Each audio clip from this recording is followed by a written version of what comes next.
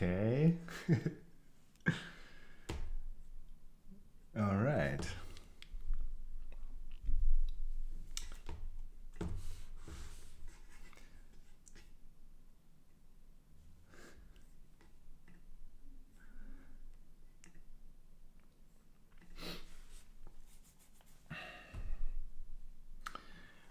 Hello world. I think I am live and I hope you can see me. So I see that you can see me because I'm also watching the live stream on another monitor. Yeah, so cool that there are so many people I know. That's amazing. Yes, awesome. So good. Really cool. Wow, I've been looking forward for this moment so long. It was fantastic. Yeah, it's just so cool that so many great people were interested in this event and also, yeah, are ready to speak in front of you guys. It's really really cool, and I'm very excited to be honest. And yeah, hello. Hi, by the way, hi Bola, hi Stig, hi Thomas. Wow, it's so cool that you're already in the chat. That's amazing. Great. Okay. I think this is the moment to kick the event off. So, yeah, welcome to the Processing Community Day 2021. It is a great pleasure for me to do this event. I've been looking forward for this for quite a long time. And as I already said, it's so cool that we have amazing speakers tonight or today. It's still day here. So here in Paderborn, Germany, it's 4:30. But wherever you are in the world, there will be different times. Anyway, so we have today time. Let me just show you the timetable. And I hope I don't have anything strange on my screen anymore. Okay, so yeah, that's good. You know, it's a little bit improvised. I just use Zoom to do the whole thing, and I hope that this will work out technically, but I guess this is going to work. Okay, it's almost full moon. Bola, I think you are in Los Angeles, right? That's cool because no, you can't be in Los Angeles because then you can't have full moon, I guess, because in LA it should be, I don't know.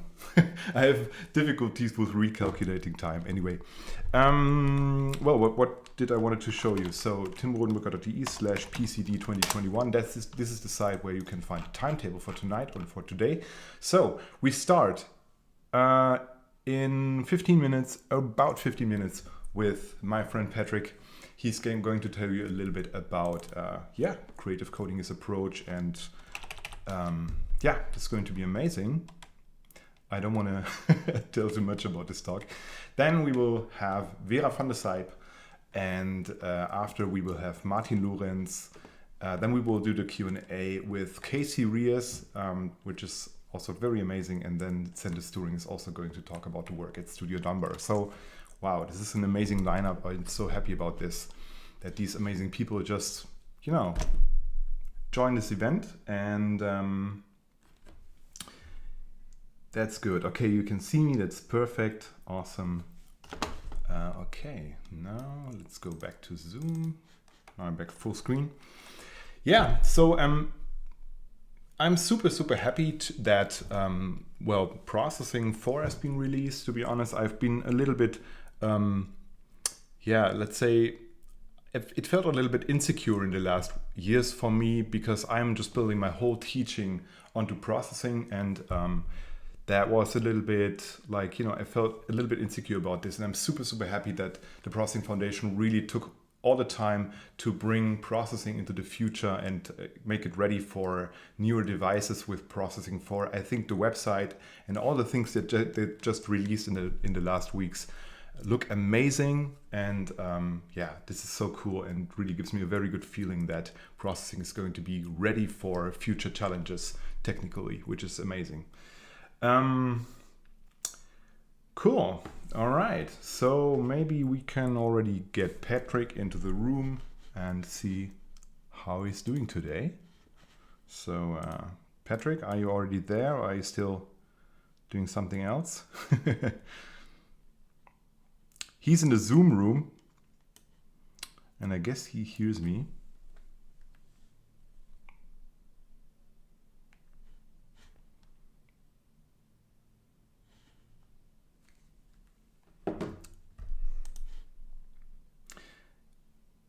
Okay. Okay. I'm so sorry. I see.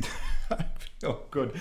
My goodness, I totally messed this up. I had my microphone muted all the time, right? You didn't hear anything. Is that true? Please give me a feedback in the chat. If that's true, that's a disaster. But anyway, it's 4:30 and it's the right time to start. I already told you a little bit about this event and stuff, so this is so crazy that you wasn't able to hear me. Dang.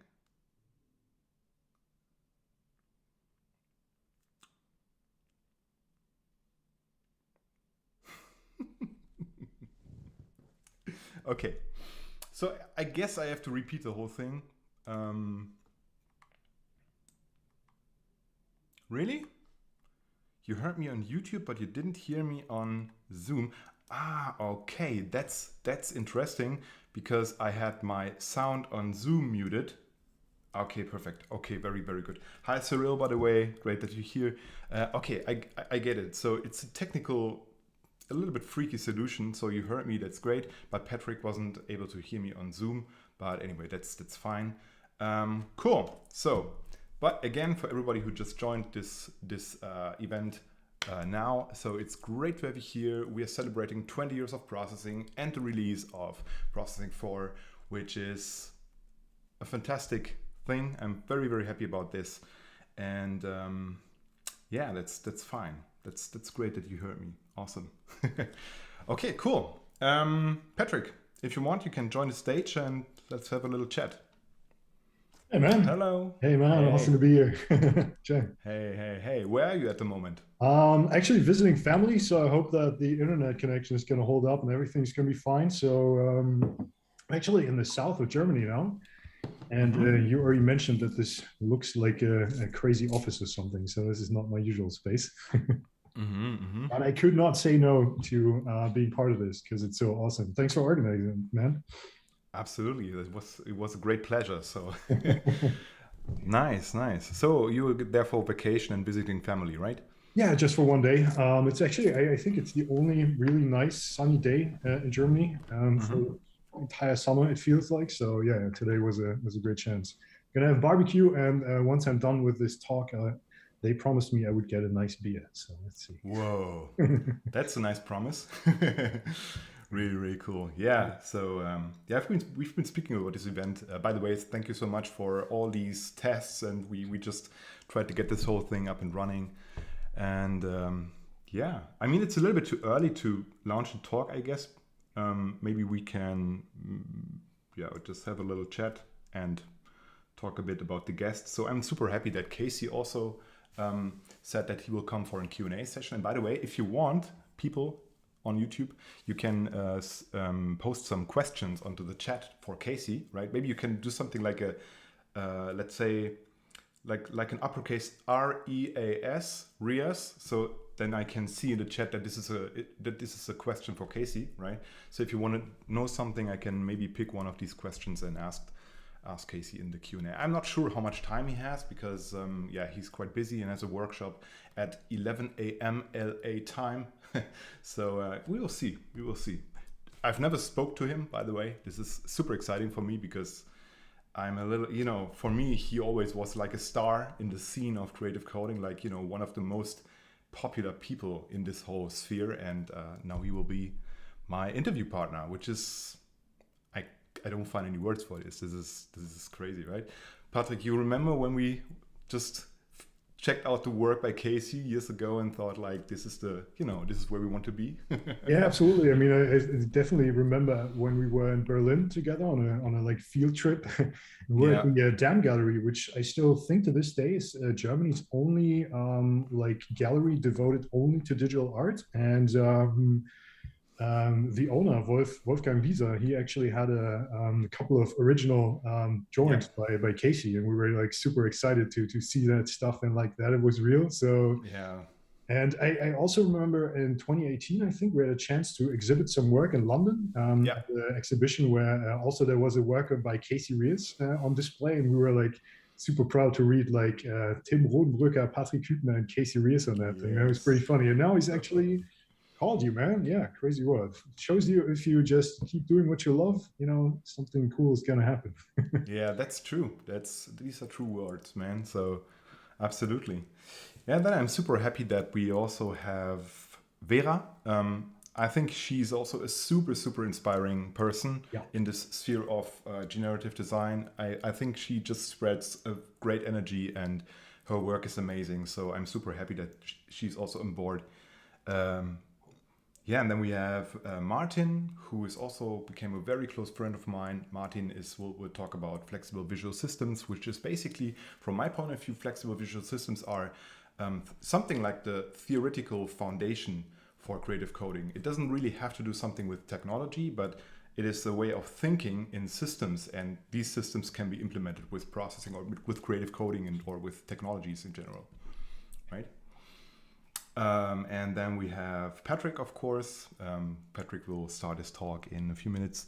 And we have Sander Sturing, who works at Studio Dumber, which is also it's a really cool studio from Amsterdam, doing motion graphics and branding and stuff that's really cutting edge from a technological point of view. And he's really one of the drivers of this company, I guess. So yeah, I think it's super inspiring, and I'm very happy that I have Sander in my community as an active member, right? So this is super nice. Yeah, and of course, I guess did I mention everyone? Patrick, Vera, Martin, Casey, Sander. Did I forget anyone? No, I didn't. Okay, that's great. All right, cool. So what's going on in the chat? Okay, Stick is already having beer. That's great. Stick, I think you have something on your website that you're a beer lover or something. Let's check that out. I think I saw that once on your website. Let's check Stick Moller Hansen's website. By the way, Stick is a super interesting researcher in this field of creative coding, and especially the learning process of creative coding. So, and he has one of the best Pinterest boards on computer graphics. Yeah, I love that collection. I'm browsing it all the time. If you're ever in need of inspiration, yeah, that's the place to check out. Yeah, so he's procrastinating on Pinterest. Self-confessed beer connoisseur. I want to know what does that mean? Stick, can you tell us what self-confessed beer connoisseur means? Connoisseur. Okay, this seems to be a French word. Okay, currently into kicking the wheels of processing for, yeah. Okay, cool. Yeah, Stick has a doctoral thesis out there. It's online, you can download it, and it just basically is a massive source of research and knowledge about the learning process of creative coding, especially in the sphere of graphic design. So this is, for me, very inspiring work, and I've been using it a lot in my own research. So yeah, it's great to have you here, Stick. Yeah, Patrick, shall we kick it off? Do you want to present? Sure. Are you ready? Cool. Okay. Well, just start, or do you want to say a couple of words? Probably not, right? Maybe I can say a couple of words. I mean, Patrick and I, we know each other since, I guess, 2014? Yeah. So you live nearby. We are very close here in Paderborn, and we're taking walks quite often, like, twice a week. We started creative coding more or less at the same time. I mean, Patrick started a few years earlier than me, especially with programming. And yeah, since 2014, we are exploring the sphere of creative coding together, which is, by the way, a very helpful, constellation, right? It's very fruitful and very powerful to have sparring partners that basically do the same stuff as you, maybe a little bit different. So we have two different perspectives. And that's, by the way, the reason why we have a podcast. You should check it out. It's on Spotify. It's called the Two Perspectives Podcast. At this point of time, we have 3 episodes out, but we are working on more content. And yeah, so we are discussing basically creative coding from 2 perspectives. Patrick, what's yours? What's your perspective? The applied field of generative design and communications design with agencies and large brands. Yeah, and I'm looking more from a educational point of view. So actually saw this fun comment somewhere on Facebook, I think, where somebody wrote after seeing our cover, like, okay, 2 white dudes with beards and glasses. How different can your perspective? But yeah, maybe we need Should I to. change something? It's like sometimes we've actually been called brothers, so that's funny. Yeah, One of we're us not has to get brothers. rid of We're this. friends. But I mean, maybe we inspire each other with our looks. I don't know. Okay, cool. It's interesting that there's this lag on YouTube, but it's okay. That doesn't matter. I think we have something like 10 minutes, 10 seconds lag. Anyway, Patrick, kick it off. I Yeah. will now disable my video signal, and yeah, you can start if you want. All right. Let me quickly see. Oh, now it's going away. Cool. Has this weird feature that this doesn't go away anymore, right? Let me quickly hide this. Okay, does that work? We have, okay, now it worked. We had something like a little glitch, but now it's working. Okay. All right, cool. Yeah, yeah. Thanks for giving me the chance to kick this off. I usually, as I mentioned, do talks about generative design when it comes to applied like communications design, and talk a lot, trying to onboard agencies and designers. But today I thought I'd mix it up a little bit because we actually want to celebrate Processing's birthday, which really is, I think, an incredible milestone. 20 years in the field of computer and IT is something in itself. To live this long and to be relevant this long is something incredibly exciting and I think special. And I also really want to just celebrate the community that has grown, all the kind of stuff that Tim did, everything that has happened, coming out of this. And so I thought, instead of just going too much into detail about the creative strategies and all that work, I really wanted to tell a little bit the story of how processing, quite literally actually, changed my personal life. And though it's just one of, I guess, the probably tens of thousands of stories which are connected to processing, I hope it's one that is possibly a bit inspiring, and it's hopefully at least one that is cool to listen to. So I don't want to bore you with my whole life story, but I think it just helps to give a little context of how I actually discovered processing and how it all like really changed my life. And as you can see, even as a kid, I was quite interested in computers, and I guess like a lot of you have that kind of desire in you to kind of see what's possible with technology. I didn't for a long time really know what to do with it, but it was always just inspired by the possibilities of having a computer and being able to like tell it to do something that I wanted. And that I think is something that has stayed with me for all my life. And I coded a lot as a kid, just having fun and stuff. And I think it was 2011, I actually founded a company or helped found a company with a friend of mine. At that point, I think it were like 3 people. And for roughly 10 years, I was responsible for like really the entire branding and strategy and communications department, which initially basically meant being the only dude with Photoshop on a computer, because we really just were doing these super small projects, but with a lot of love and dedication, it really grew quite respectably, I guess, for a city like ours. And when I left, it were 40 people, and it was an incredible experience. And we did a fusion of branding, electronic commerce, and data analysis, basically to, let's be blunt, basically sell stuff on the internet in a cool way. And we were quite successful with that. And it was an interesting learning curve because I learned a lot about the value of creativity. I learned a lot about also how to get other people inspired and how to listen to people and kind of really find stories and narratives in even sometimes the most boring things where you wouldn't imagine them. And I guess really learning that whenever you really listen closely and look at something closely, it cannot be boring, but it's interesting. But boredom is a word that still became relevant during that time, because if you've done this job for 10 years, at some point, it kind of, things repeat and they are not that exciting anymore. And I was kind of in a time of crisis, and I actually met this wonderful dude.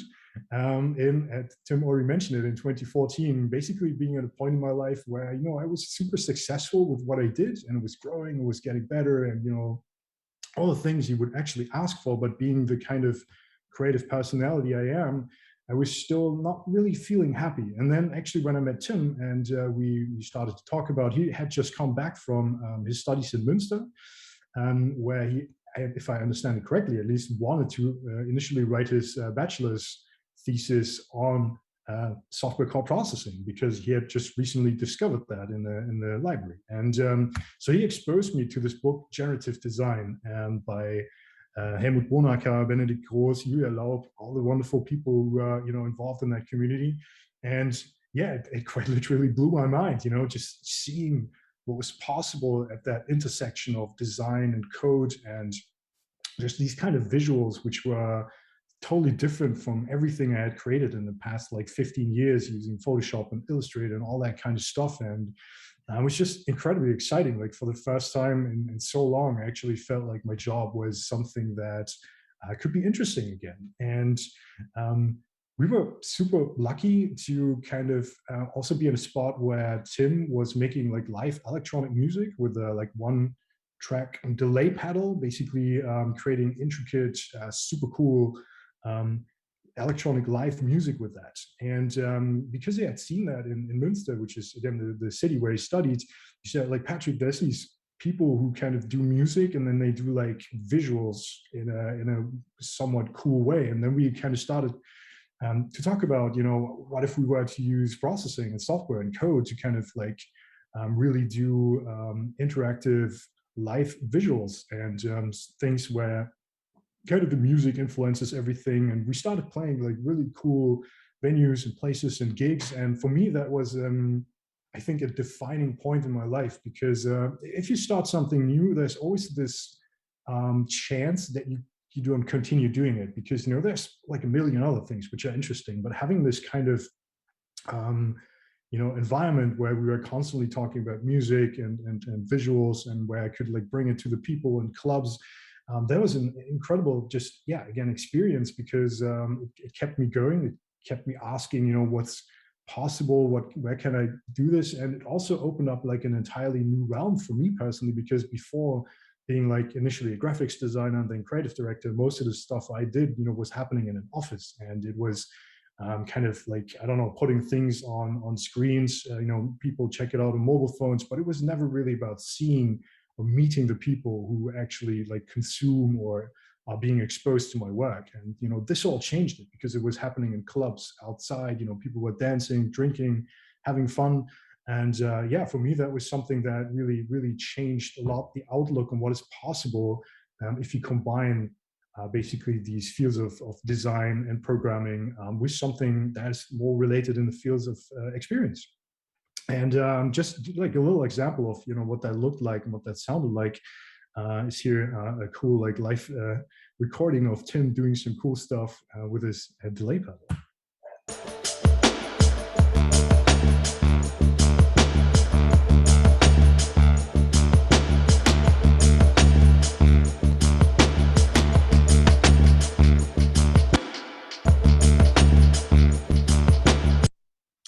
Didn't make it that long, but it was just magical for me at that time. I mean, I come from a small city called Paderborn. It's like realistically 70,000 people.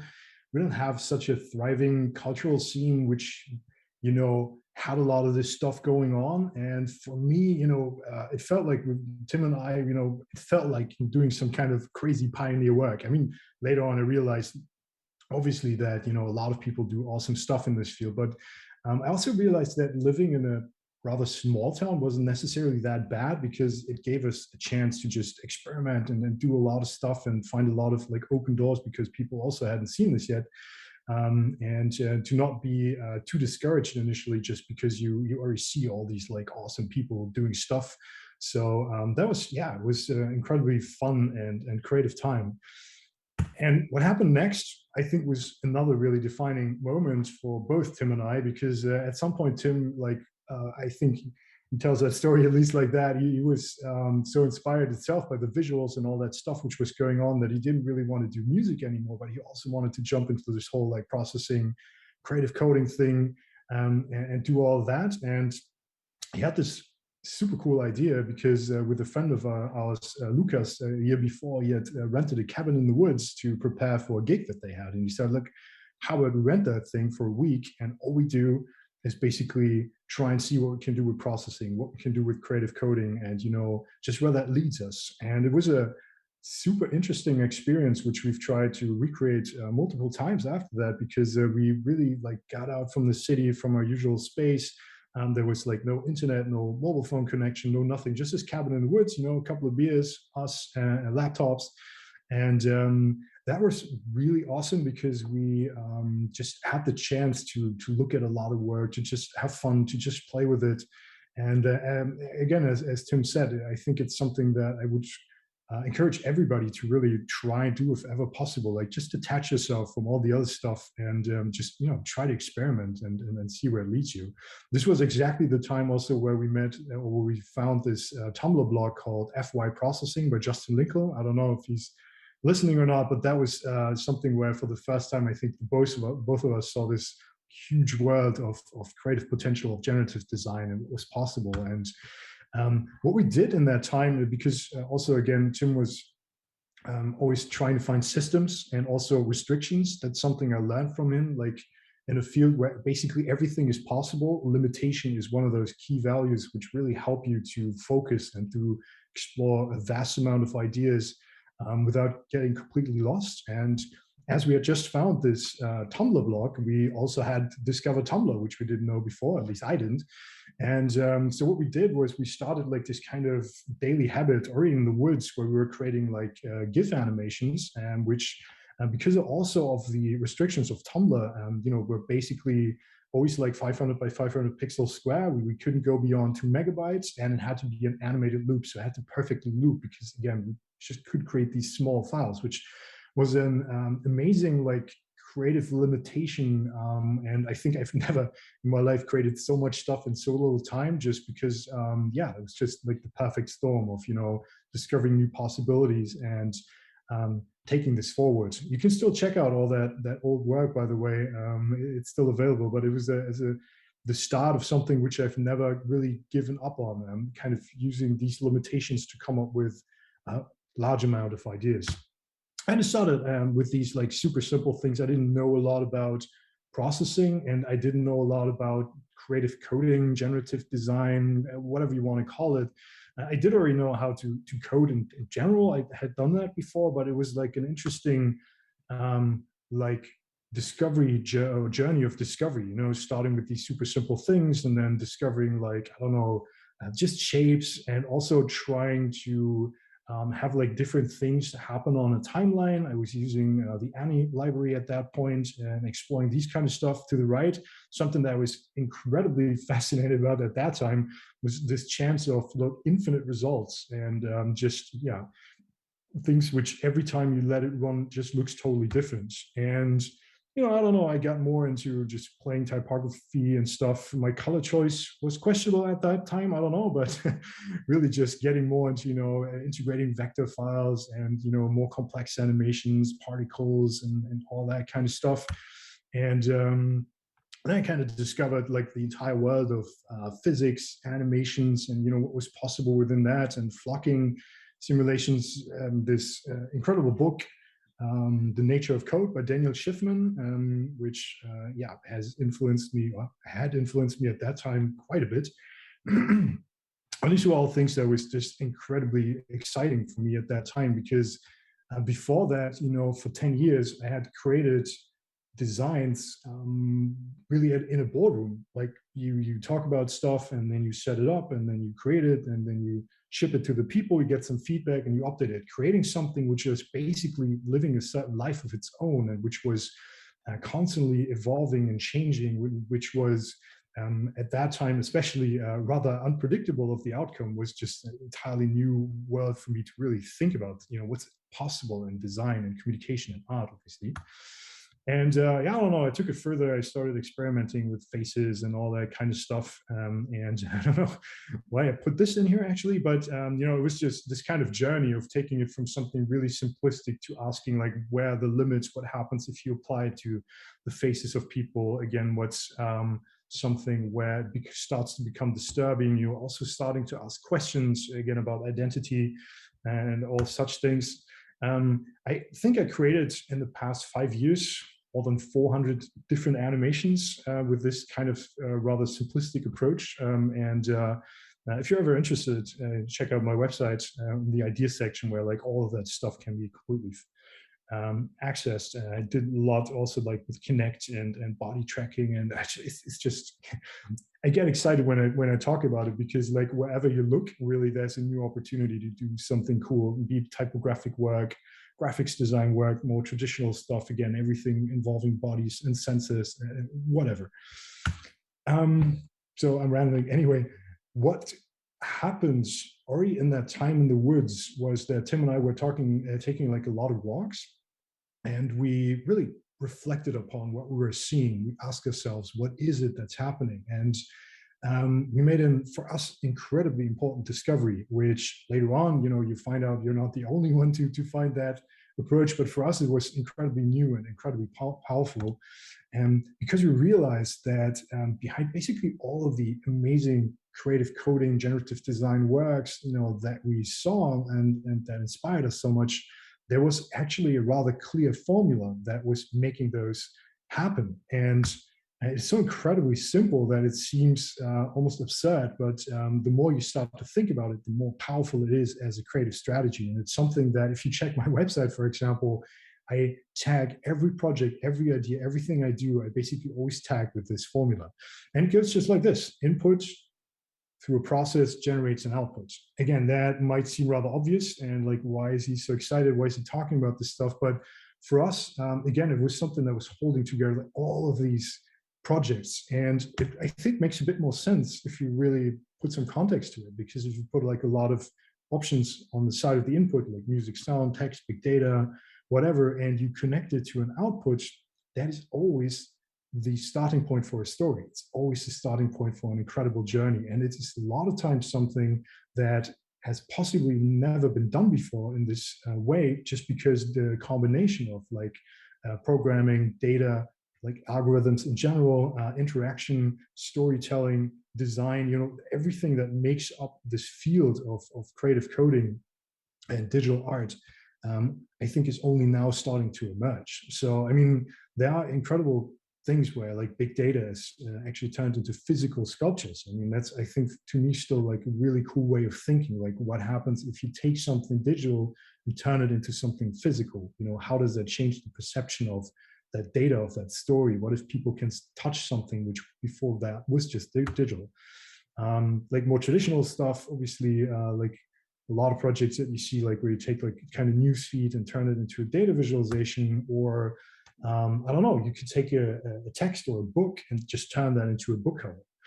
And this is more from my talk where I like onboard agencies, but I still found it interesting to maybe share it at this point. It's just, to go through the way of how this basically works for me. And it's just, if you think about it, if you have an input, which is a text, any book, if you look at it in detail, like simplistically speaking, there's like a lot of different elements in there which make up such a book, like adjectives, which you could like get from a natural language processing approach. You can tie that to, I don't know, some shapes or textural properties can be, tied to colors, characters to images, etc. And what I've learned, interestingly, like an image that works for a lot of people to explain this process is that if you take all of these ingredients, right, and if you put them into this metaphorical blender here, something new can come out, but still, like, it's still all the ingredients, it hasn't necessarily changed, but they've just been remixed into something completely new, into a new form, into a new shape or experience. And in that case,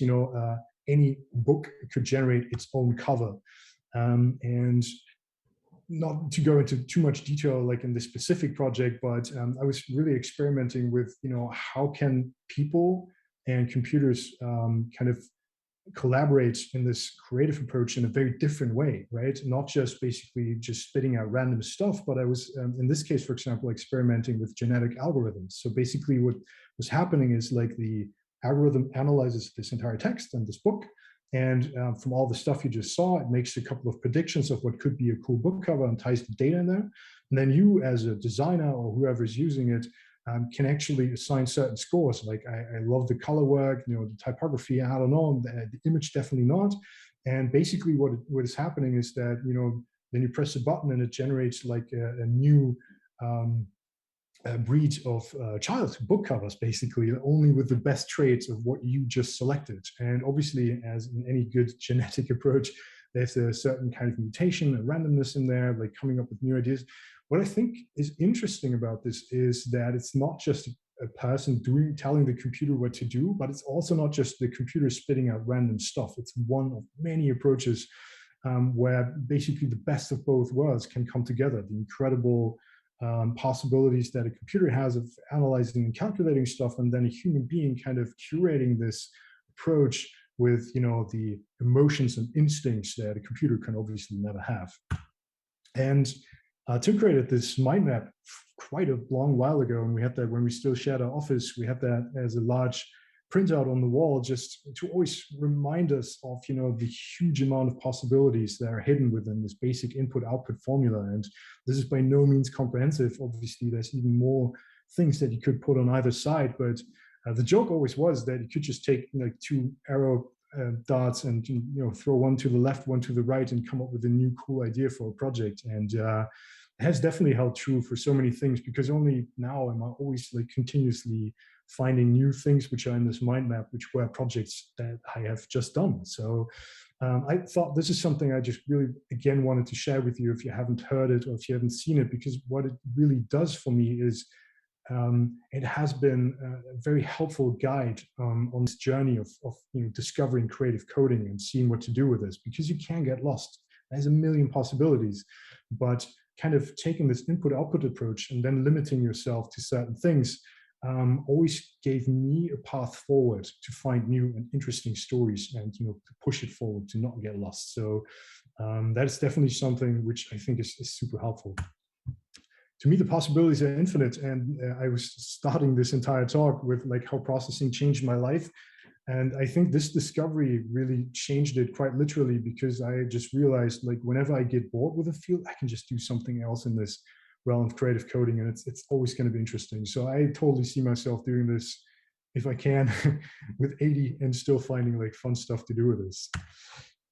Just a couple of things that I thought were interesting. I already mentioned that, but to me, I really feel like that in generative design, it's important to realize that our roles as designers or programmers change into someone who are more setting the rules and define the goals and curate the results. I think that's an interesting step forward in, you know, what this enables us to do, actually. And I really feel that this, at least if you let it, shines best if you allow yourself to co-create with the computer in a radically new and different way. If it's not just a tool executing blindly where you click, but if you give it a certain amount of autonomy to do stuff which is interesting. There's so much stuff I could talk about. I will not. I'll show you just one more example. But really, if you think about it, also like from the business perspective, from the creative perspective, there's like so much stuff that this changes. And if you just create like little animations, or if you take this to the next level agency world, you know, it's incredibly interesting to see, you know, what possibilities are hidden within this field. And Tim already mentioned it. Because we're, I think, both so passionate about it, and I think not so many people talk more about the underlying formulas and strategies and ideas. We started this podcast, so if you're really interested, we just try to make it non-technical and really just creative and something that everybody can listen to and hopefully be inspired by, and just also find their way into this wonderful world, and just to have fun with it. So I do not know what the next slide is. It could be a video. Let's see. No, okay. So all of that was basically which led me to the point where I am at right now. And that was the next, hopefully not final chapter in my journey, which currently makes me very much concerned and interested in the field of like blending creative algorithms, generative design, creative coding, whatever you want to call it, with communications design, with applied graphics design, with using this for cultural institutions, for brands, for agencies, to like bring this into the world and look at it from a different perspective. This is kind of fusing my like old job as a creative director with my new capabilities of whatever the job description of that is. Creative technologist might be an interesting thing. And I think the next slide is a video of some of the stuff I do, and just some awesome music also by Tim. So I'm just going to play that and stop rambling for a second.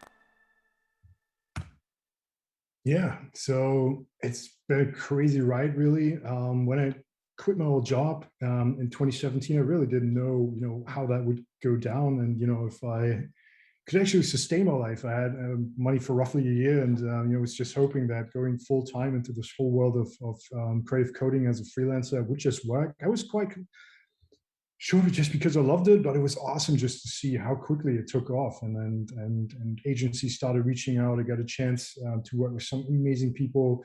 Won some crazy awards I hadn't even heard existed before, because again, I'm from a small town. I didn't know that stuff. I got invited to give crazy talks at the Dutch Design Week Republica. So again, I'm not saying that to show you how cool I am or something. Just I'm still like amazed myself by what this potential of creative coding and by definition, processing coming into my life actually changed for me, from being a guy, yeah, cool, working with an agency of 40 people to basically working all over the world, from like New York to Australia almost daily. This is something I think which, only happens in such fields where still like a lot of innovation and a lot of cool stuff are just possible. And again, I'm just saying that to hopefully inspire everybody of you who's interested in doing something as well, to just dream and dare and do it, and it's going to be cool. So one of the things I really learned from my perspective, and I think I'm already talking a bit longer than I anticipated, but it might be something that Tim and I and hopefully everybody can talk about, is that I learned that storytelling is still like more important than technology. What I mean by that is not that technology is not important, but that I found, with all of these projects I did, dozens of them, that if you only focus on technology, it's always going to limit your creative scope. So people and humans in story are still at the center of everything which is happening in this field. And it was just something I wanted to throw in here, because I see a lot of people more focusing on the technical aspects, and by that also sometimes getting a bit scared of not being good enough. But if you have a good story and if you want to show something new with this, if you just want to explore something cool, don't be afraid, just do it. Technology is just a tool which enables you to do what you want to do. So I only have one final thing I want to show, because I was talking about working with agencies and stuff, and I want to show you one case as the final thing of this talk, of how I apply like creative coding to agency and branding work. And it's a case called Brutes. So I'm going to show you a little video, talk about it, and then maybe we have a couple of minutes for Q&A. And I'll just roll it.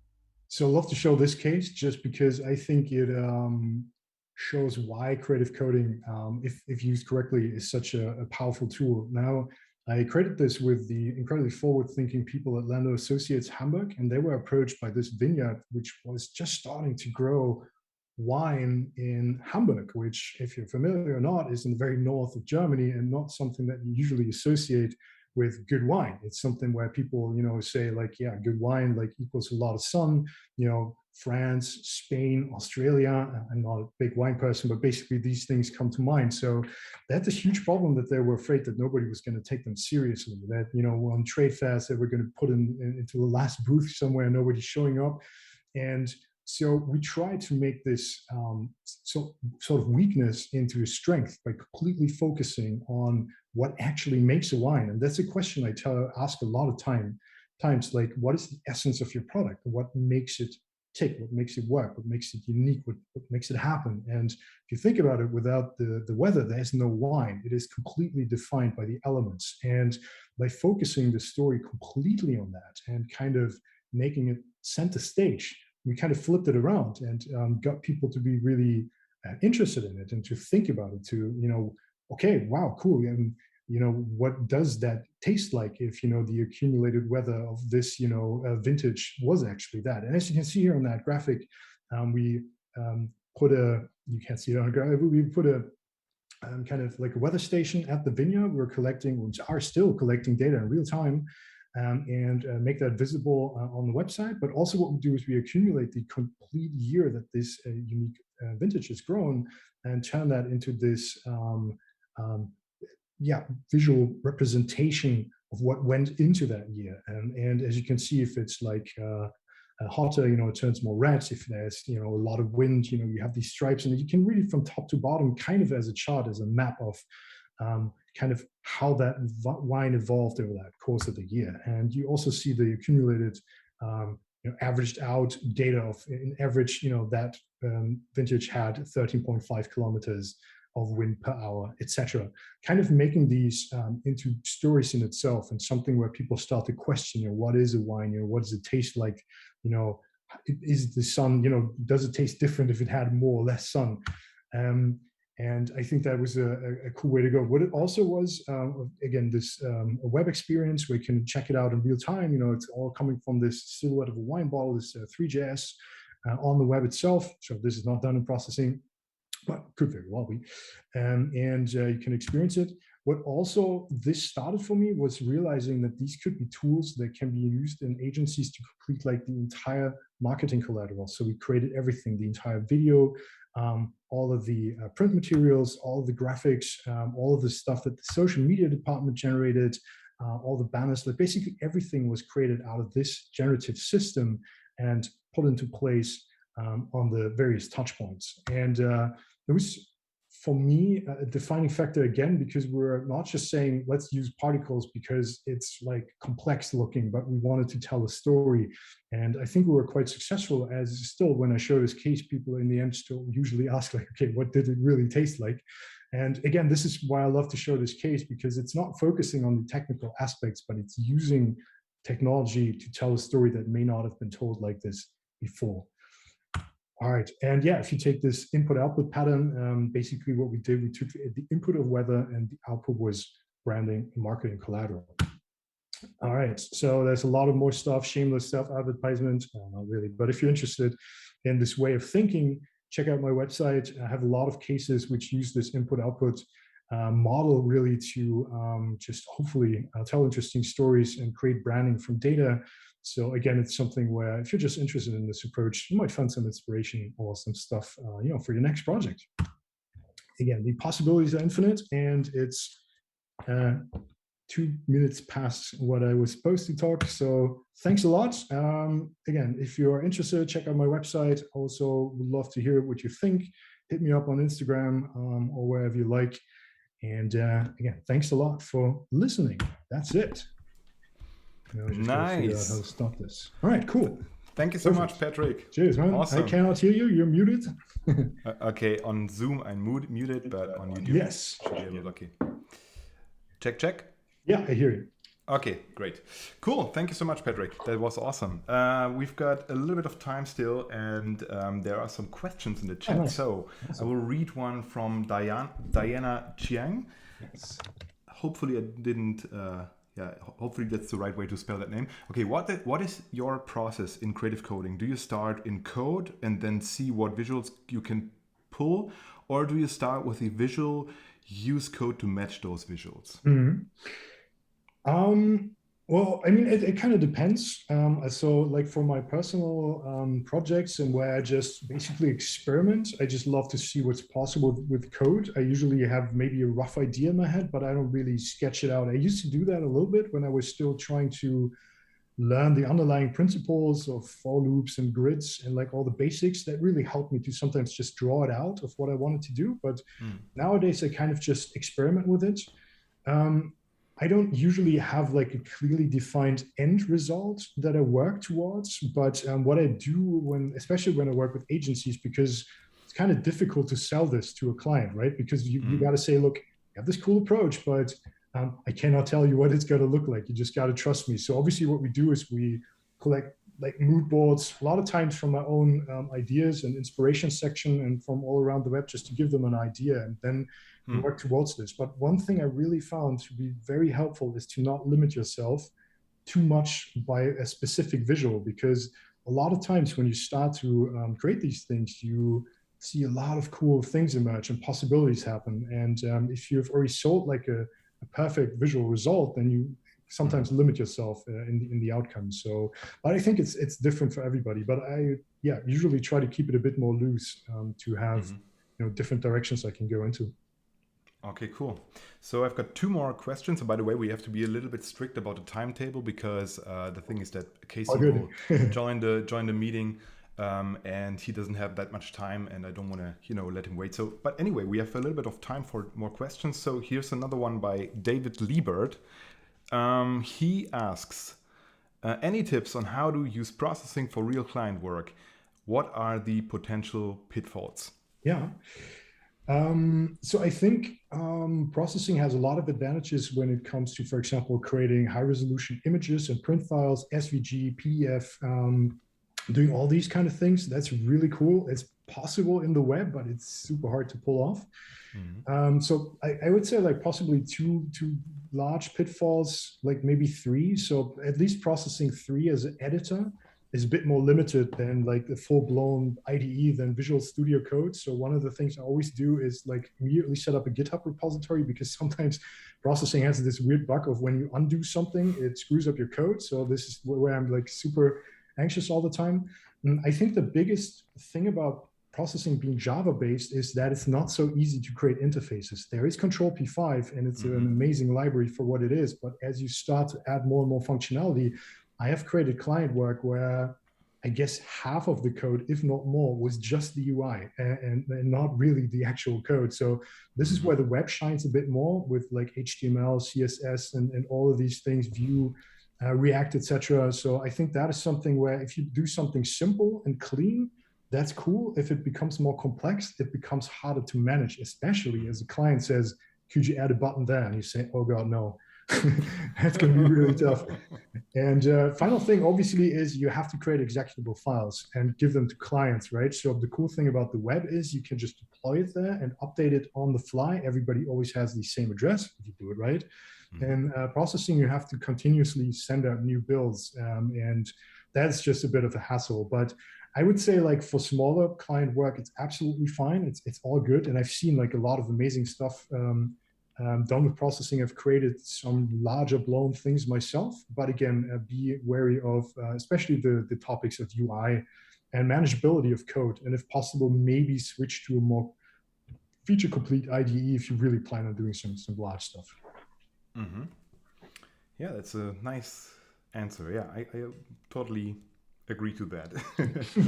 Cool. Okay, the next one is by Stigmola Hansen. Ah, The distinction between art and design has been discussed for centuries. In your work, do you see any differences in how you approach design as opposed to design? probably I.e., means art, right? yeah, I guess so. I.e., adhering to a brief, etc. Yeah.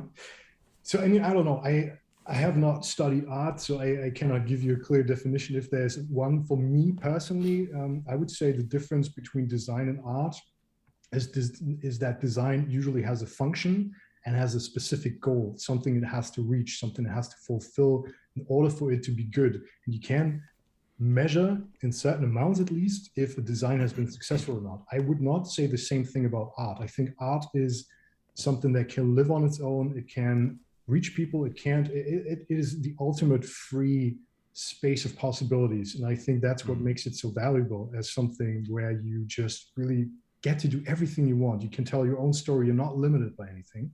So I guess, yes, having a brief usually makes it client design work and not art. But I would say, and that's the very interesting thing about generative design, the system itself can be both design and art. It really depends on the intention. So what I see a lot of times is that I just create something out of fun.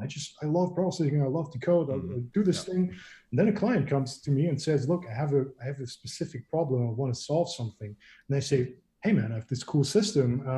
We could adapt it. And then like this piece of art, which was just free to be, then becomes like a product of some sort. And I've seen it the other way around, where I developed like commercial technologies, and I just did one with quad tree lookups and like super complex things for doing like a lot of particles on the CPU. But then I took that technology and I created like art. I always have a hard time to describe myself as an artist, but so basically it can also go the other way around. So I would say the distinction is the intention, and the beauty about generative design and creative code is, it can go both ways. And as it's software, you can always use it for either side. Personal opinion, obviously. Cool.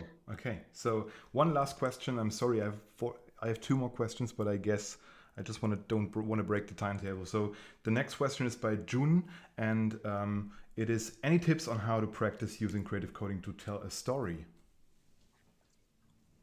Yeah, I would say what I mentioned briefly in that talk, and I know I always talk so much about, so much things at the same time, but really for me, the most important thing is to try to find out what makes something tick, what is at the essence of something. If you think about nature, if you think about a product, there's always something putting it into motion. And for me, that's incredibly interesting, because I really love to find what that is, because sometimes for example, nature and birds, because that's such a Daniel Schiffman nature of code example.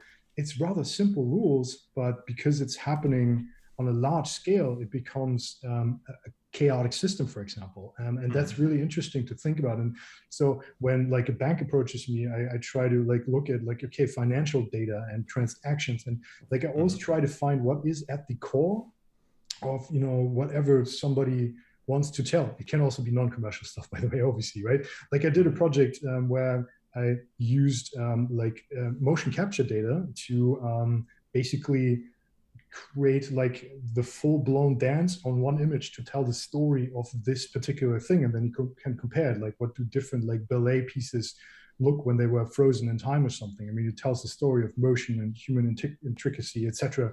So again, like long answer, I guess, but really try to find what is making something tick. And that is, I think, also something beautiful in general as a designer or a creative person, because that opens up a totally different way of how you see this world and how you find beauty in even the most mundane things.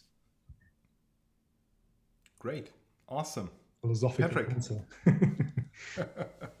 Okay, thank you so much for joining the session. It was a pleasure to hear your talk. I really enjoyed it. As always, and by the way, again, I want to point out that we have this podcast. You can just, go to Spotify, look for Two Perspectives. And I think the second episode is, by the way, about processing, or we are talking a little bit also about processing compared to web technologies, what kind of benefits arise from that. And yeah, that could be interesting for you. Thanks. So enjoy your stay in Erlangen. Yeah, super cool. Yes. And cool. I hope I can join again when Casey is here. I just got to, say hi to the family for a second. But yeah, thanks for having me, man. Super cool. And hope to see everybody around. Take care. Cool. See you, Patrick. Bye-bye. Bye. All right. Alone again. No, I'm not alone, because Vera is already waiting in the waiting room. Let's go to the participants list and let Vera join. So let's see. Hey. Hello, Vera. Hello. Hi, you can switch on your camera and then perfect. Amazing. Hello. Great to have you here. Hello.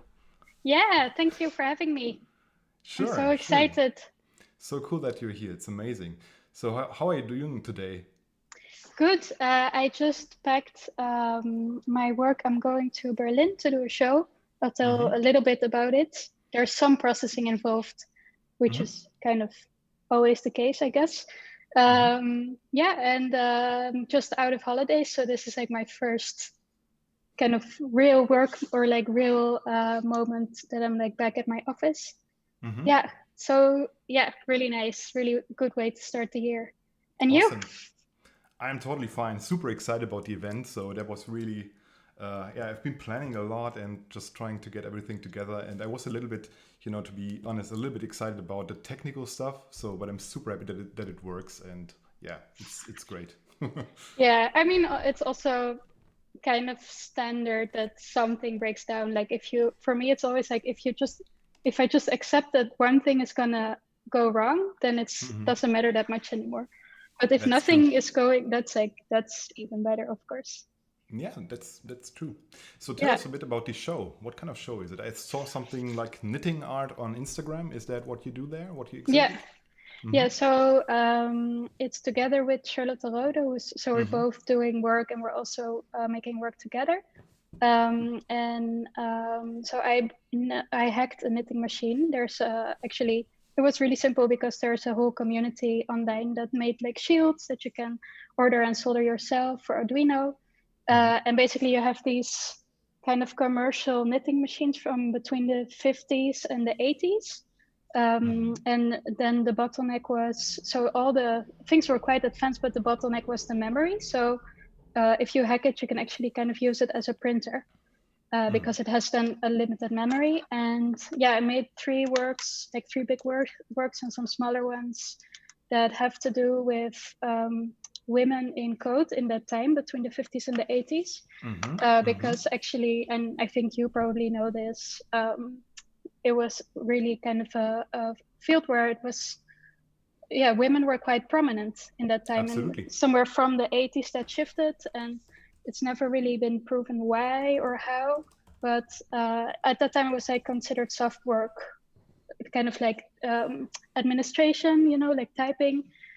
So yeah, there's just three pieces that are, they're kind of taking fragments from stuff that I read about it, but they're also just nice wall tapestries, and it was like really nice to make something physical again. So yeah, if you're there, please come by.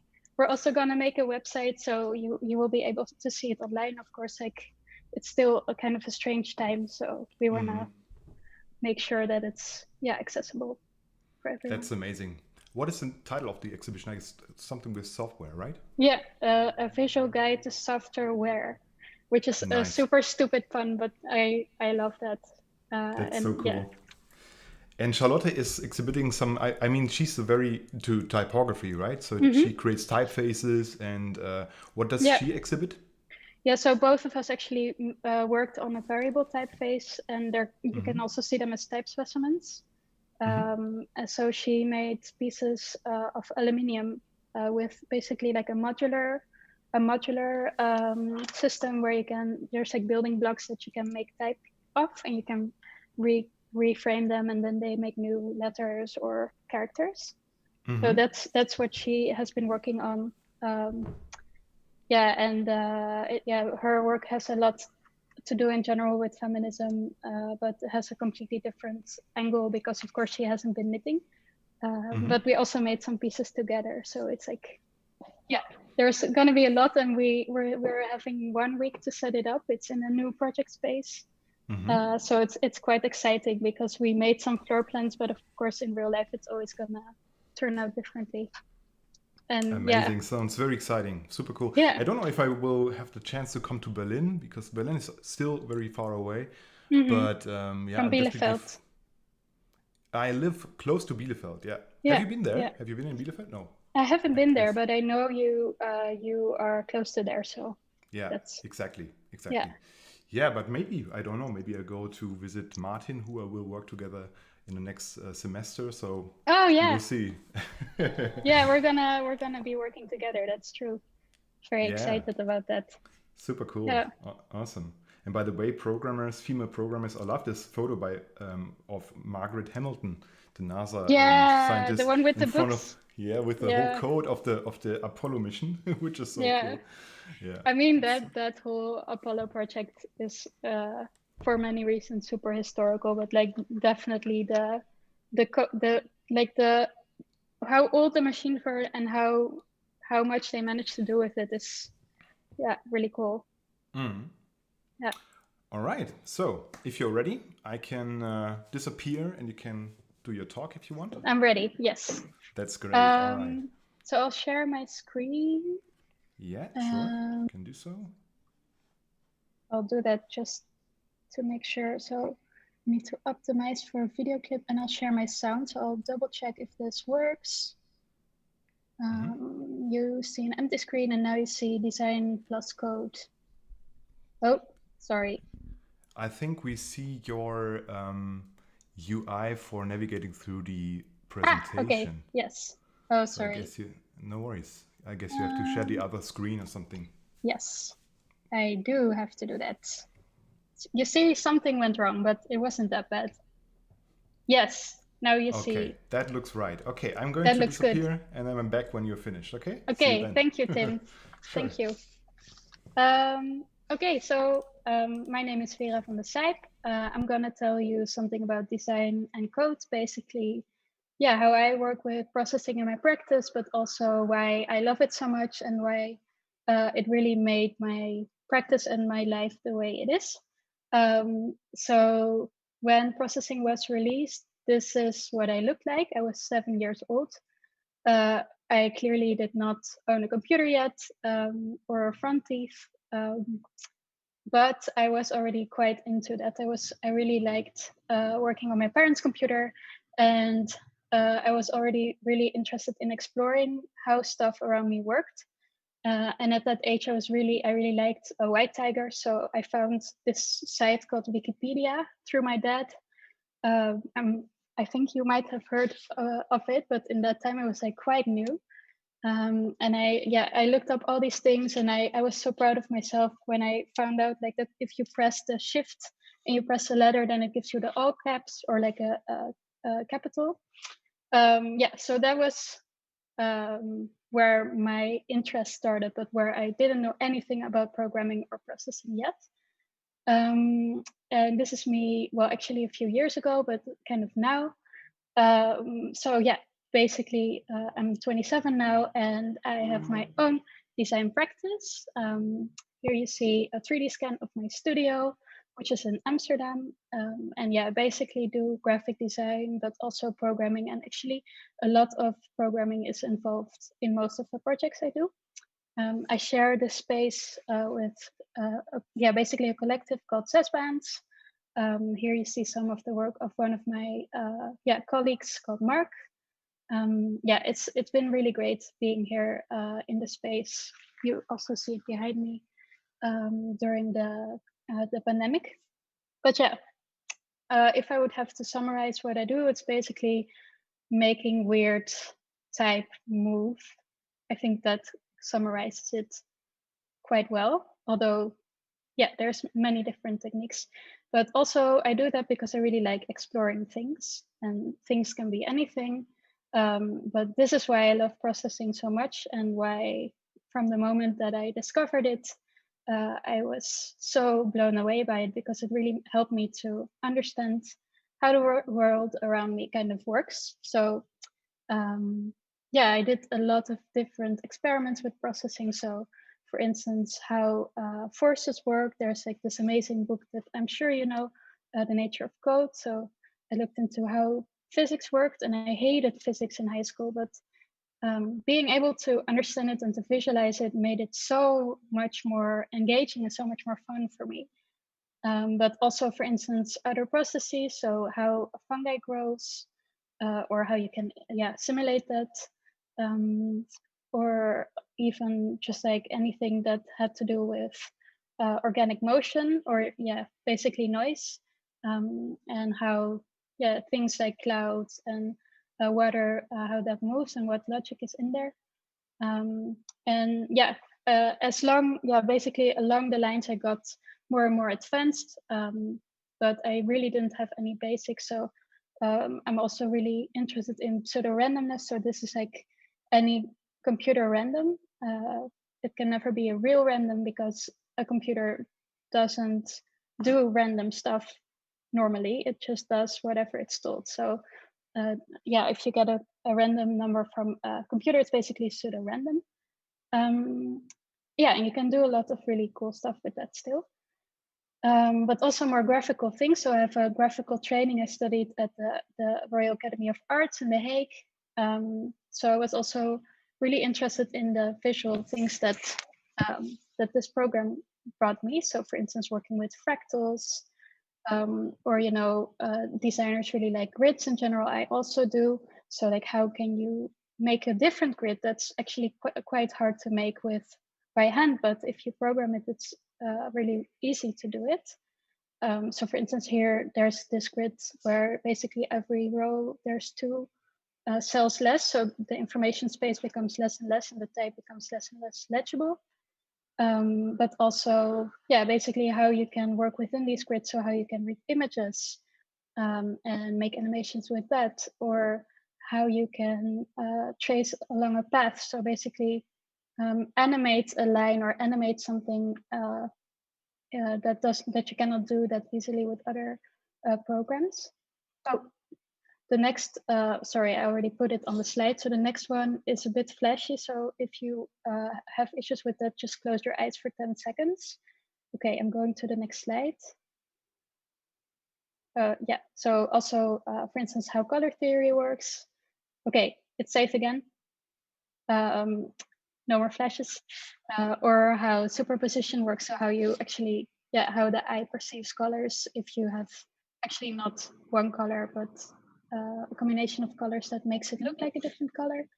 And also, yeah, how to work collaboratively. So for instance, how to make an exquisite corpse or an exquisite typeface. So basically, if you work together with a group, how can you yeah, make a letter together from different parts. Yeah, so basically exploring the world around me, and I really enjoy having processing for that because it makes it so doable and so fun, and yeah, really good. So I'll talk about 3 projects that I've been doing quite recently, in which I have used processing for some part. Just to show you like how it works in a project.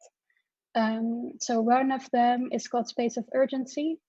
It's an identity for a collective called Space of Urgency, which is basically, yeah, an organization, non-profit organization that fights for alternative housing. So for instance, squats, but also like free spaces for minorities that are not accepted in certain countries.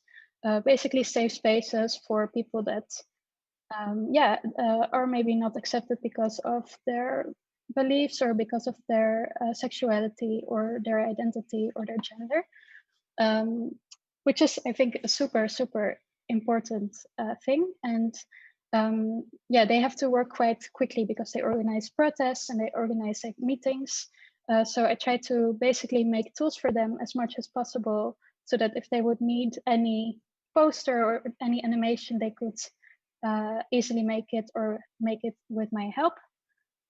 So there was like, for instance, this one tool that I made for them where I would help them with that because they were a bit scared of processing, but where I could just enter some text and it would make an animation.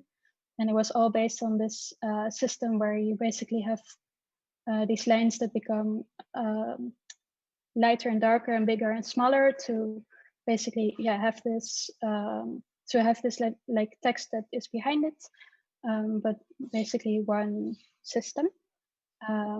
So for instance, well, this was just a test, but we could also do kind of these stickers with it, so that they could make banners or they could project stuff somewhere. And actually, so this part was processing for all the animations, just because then I could save it for them, and it was a lot quicker that way. But I also made a tool for them for Instagram. Oh yeah, you can actually see the handle, which is, well, it doesn't matter. Yeah, basically for them to make stuff for Instagram or for print. So you could also make print out of it. We made this tool for for them to make posters. So with like 2 different type sizes that they could select. And then they could print it really cheaply. So black ink on like neon colored paper, which is a very cheap and quick printing technique. Yeah, and so yeah, processing was really great for this, just because making these tools makes it a lot easier to have like these returning projects where you want to keep on helping people, but you don't have to like go completely into the project again. You just have to change some text and run the program. They also have a website. This is not built with processing, although there's some P5 in there where they collect all the active and inactive spaces that they represent or they work with. And it was really nice to see actually in June, early June, there was the first protests in Berlin. I couldn't be there, but maybe some of you were there, I really hope. There was, it's still an ongoing project, but one of them. Another one that I also finished recently, and actually Patrick also collaborated or like also worked with this, is for events with imprint projects, where we basically made audio reactive animations. And Lasse Korsgaard, who is a developer and also creative coder, he basically tied everything together. I can't show you everything of the event, but there are some fragments that I can. So basically, I made this kind of slider that would respond to sound, and it would make these kind of abstract animations. And it would respond to sound, but there would also be some sort of randomness in it. So sometimes it would just change size or change speed, just to have kind of an automatic flow happening. But very abstract. This is from Imprint Projects, so something they put on Instagram. It was super nice actually to see this. This was one of the more corporate projects for me recently, so it was really cool to see. I did all of this with P5.js, also with the help of Lasse, and to be able to do that with the tool that I work with, like P5 and processing. I work so much with it. It was really great because it made it a lot more fun for me, because I already had some ideas of how to do this. This is from one of the events. They put it on YouTube, so you see like some of the setups where they showed the visuals, which it looks really, really cool. That was done with P5.js. Of course, that's not processing, but I still wanted to show it because it was a good project for me, I think. And this is the project I just talked about with Tim. So this is something that's happening next week. The opening is on Saturday, so you're very welcome to join. It's an exhibition called Visual Guide to Software Wear, and I work together with Charlotte Rode, who is also a graphic designer and a type designer. And basically how this project started was in the last winter, so like already 8 months ago, I bought a knitting machine because I was really kind of craving doing something physical again. Most of the work that I make is digital. I very rarely work with print, but I almost never make objects. And I used to do that, so I kind of felt that urge again, especially with so many online meetings and being online so much. So I bought basically a knitting machine that's electronic. It's the Brother KH910. And there's this amazing community called IAP, All Yarns Are Beautiful, where they designed a shield so that basically you can use these machines to, how do you say that? Basically use them as a printer. You can have like an infinite image. You can print it as long as you want. The restriction is that you have 200 needles in the width, and so you can print on forever. So I made 3 works of them. I don't have good photographs of them yet because I just finished them. I just packed them like an hour earlier.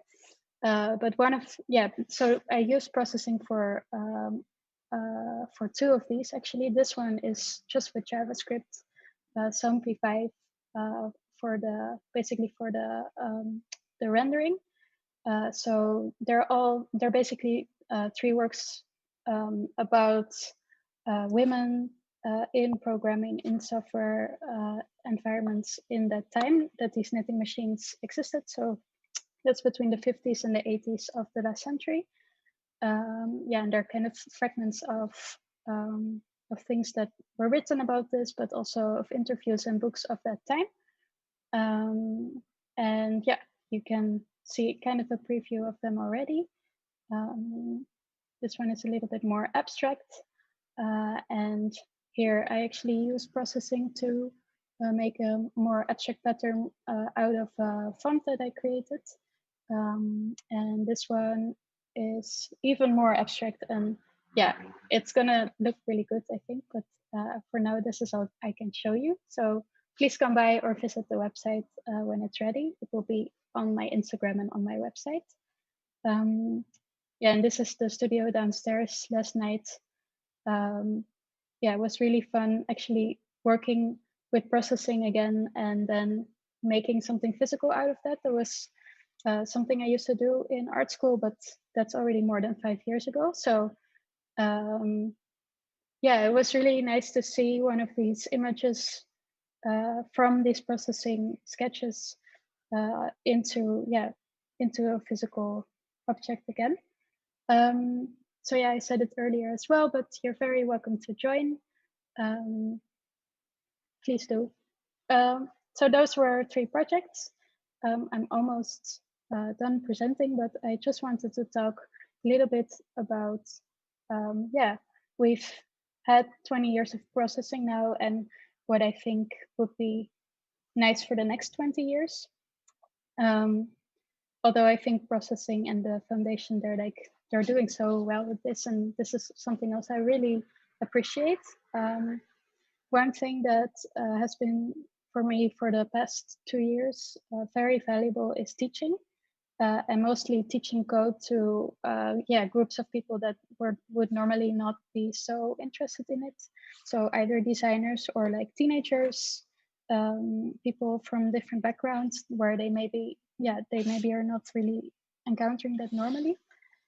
I teach, but also I also teach workshops, and I also teach regularly.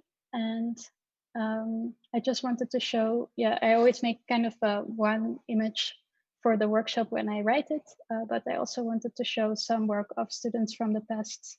Well, one of them is from a year and a half ago, so when I started teaching, and the rest is from the past half year, because I think it's just really cool to see, and I just want to, share it with you. So one of the first things that I was teaching was coding in Artes at it's an art school in, amongst other places, in Arnhem, and we made these animations all with P5, and basically they had to work with contradictions, and they were shown at the demo festival, which was organized by Studio Dunbar, who Sander, who's going to present later, also works at. And it was just really cool to see. I just started teaching, but it was they basically exhibited these videos for 24 hours at the Central Station in Amsterdam, and it was a really nice to see.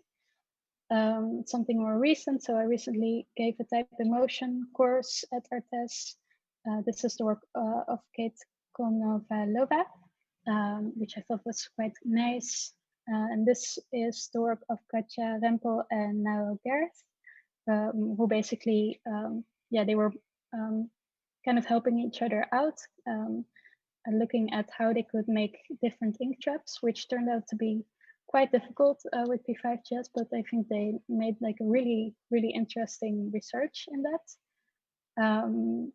This was the work from the same workshop from Rodriga Vera, who was basically making a program where he could select a part of an image and then make like a pattern out of it. So like a typographic pattern system, which I thought was also very, very interesting and very well thought through. So this was a sketch of Marina de Guzman Rafiq-Kawar at the LCC in London, who was working on making typography breathe, which is like quite a simple thing, but she thought it through really well, and it looked really nice. This was a more recent one from Studio 404 at Next Museum. You'll hear some music in the background. So this is from Sanne Eickholt, and she makes her own music. And she didn't have any experience in like 2 courses. She managed to make this whole animation, which was about chaos, basically. I'll let it play for a bit.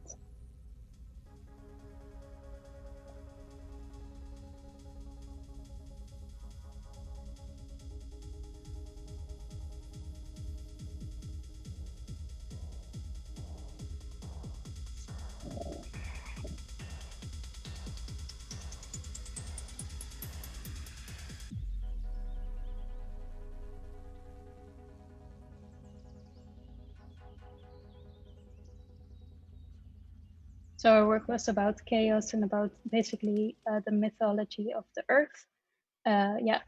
And I think what I just wanted to show a few of these things because I really enjoy seeing kind of the effect that processing has. And also I think that's one of the most valuable things of it, that it makes it so accessible to learn coding and to work with this in an engaging way and to get started with this. And I hope that this will continue for the next 20 years. And I'm definitely going to continue with that as well. I also want to say, well, this is not for the next 20 years, but for in a few months, I'm going to organize a creative coding festival, which will hopefully be a part offline, but definitely also online.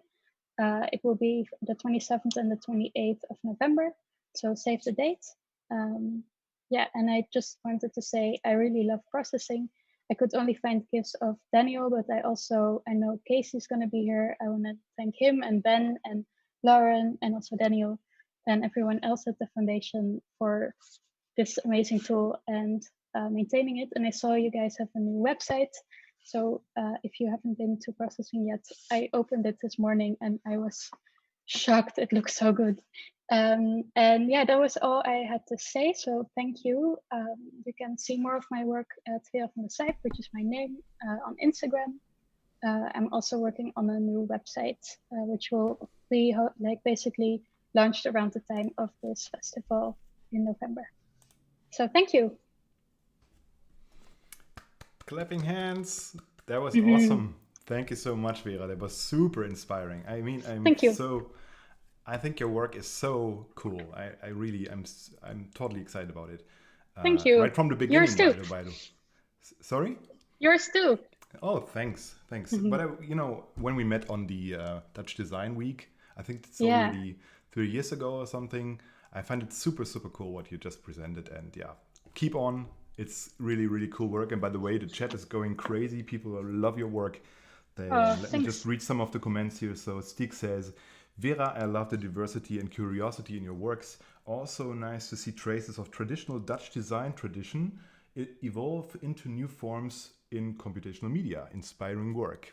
So wow. Thanks. This is great. So Cyril wants to join the exhibition. So I get totally please. excited. You're all invited.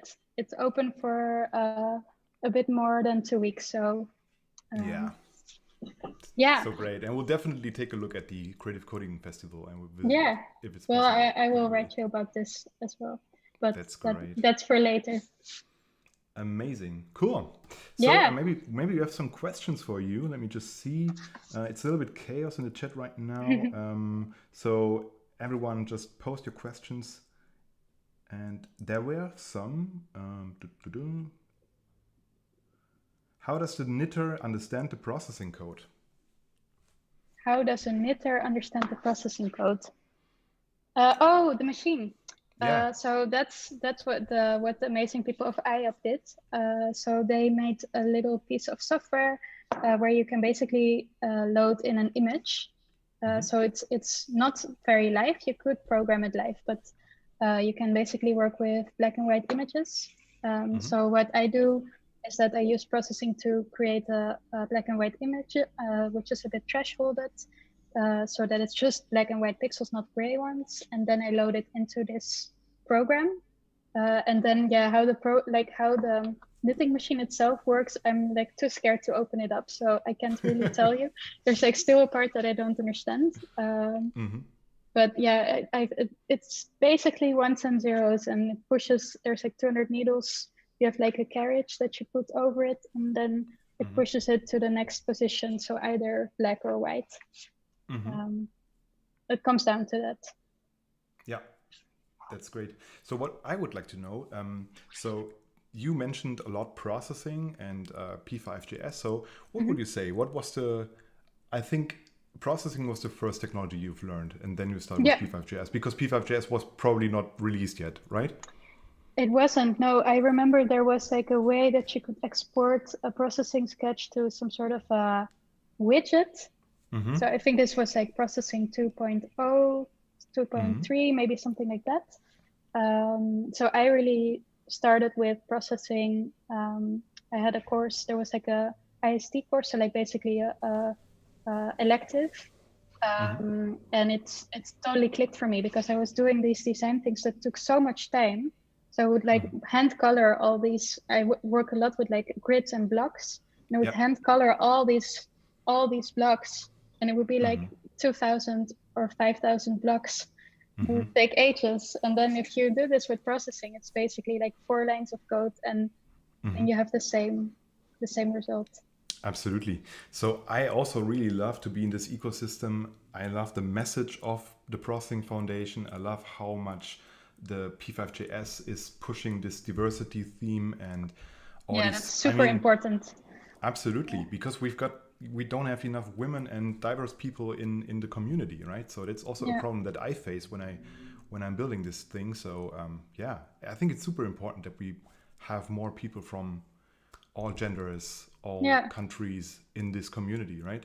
Yeah, and that's why I really like teaching, because then I feel it's easier to access, like to basically give people that have this different background some sort of a motivation or incentive to do this. And I just hope that then in the next 20 years this will continue, and it will become much more diverse and much more equal, which is maybe an ideological thing, but I really do hope so. Yeah, and I think you are really can be a great idol for that, because you've done so much amazing work, right? You can really be someone who inspires many people, not just men, and that's amazing. You too, Tim.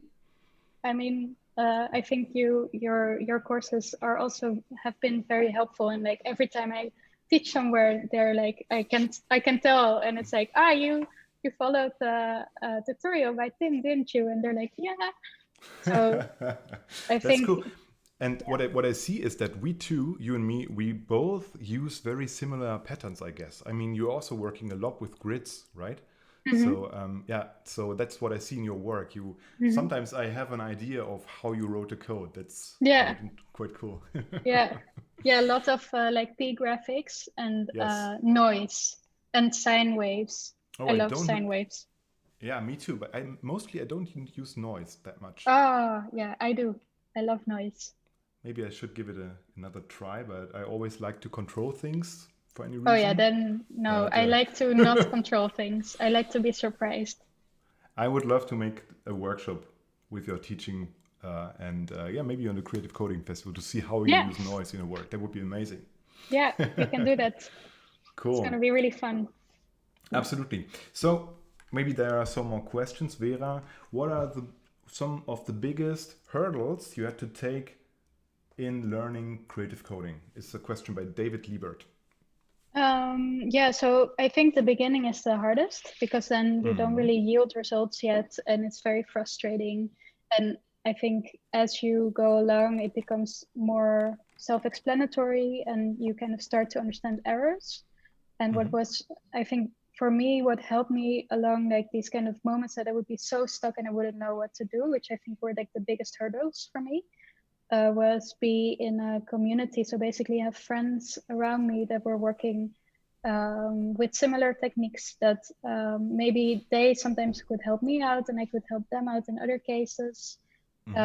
So I would really say if you are beginning, try to find like a community. It can be offline, it can be online, that is kind of at the same level as you are, because then you can just share what you're working on and you can grow from each other. So yeah, I think that was like the hardest in coding terms.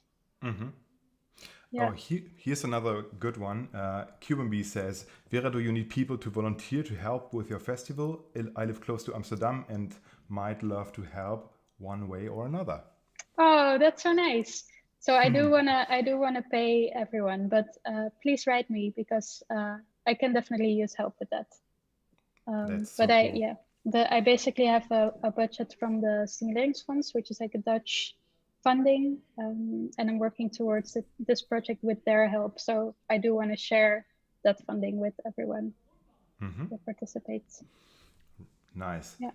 By the way, Andre Bernier is also here. I saw his work on Instagram pretty often. He's experimenting a lot with physics, and I really think this is really interesting. By the way, that's something I still have to get my head around. So I didn't leave that. I have kind of a comfort zone sometimes, and this physics theme is super exciting. I gotta check it out one day.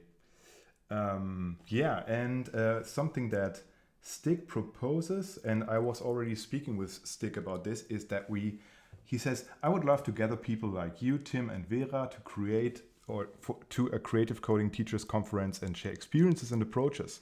Wow, the godfather of creative coding teaching asked us to do so. I think this is a must. We have to do it. I am down, 100%.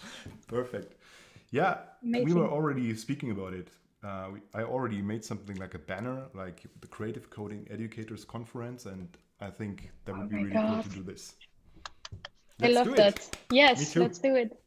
Amazing. Great. Thank you so much, Tim. I think it's already past 6. Let me see. 6. So Martin is already in the room. If you want, have you met Martin once already? Not, no, actually, okay, not this is personally. The perfect moment. This is the perfect moment to meet Martin. This is a great moment. I cannot imagine a better one.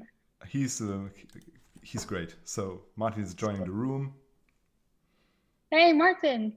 Hey, hi, colleague. We're gonna be colleagues. I know, it's great. I'm really looking forward. Really happy. Nice to meet you. Nice to meet you. Yeah. I'm really looking forward. Me too. Yeah, and soon it starts. In 2.5 weeks. Yeah, I think I got started a little bit longer than a week already. I still have lots to prepare. Getting nervous. Oh yeah. I prepared a bit already, but yeah.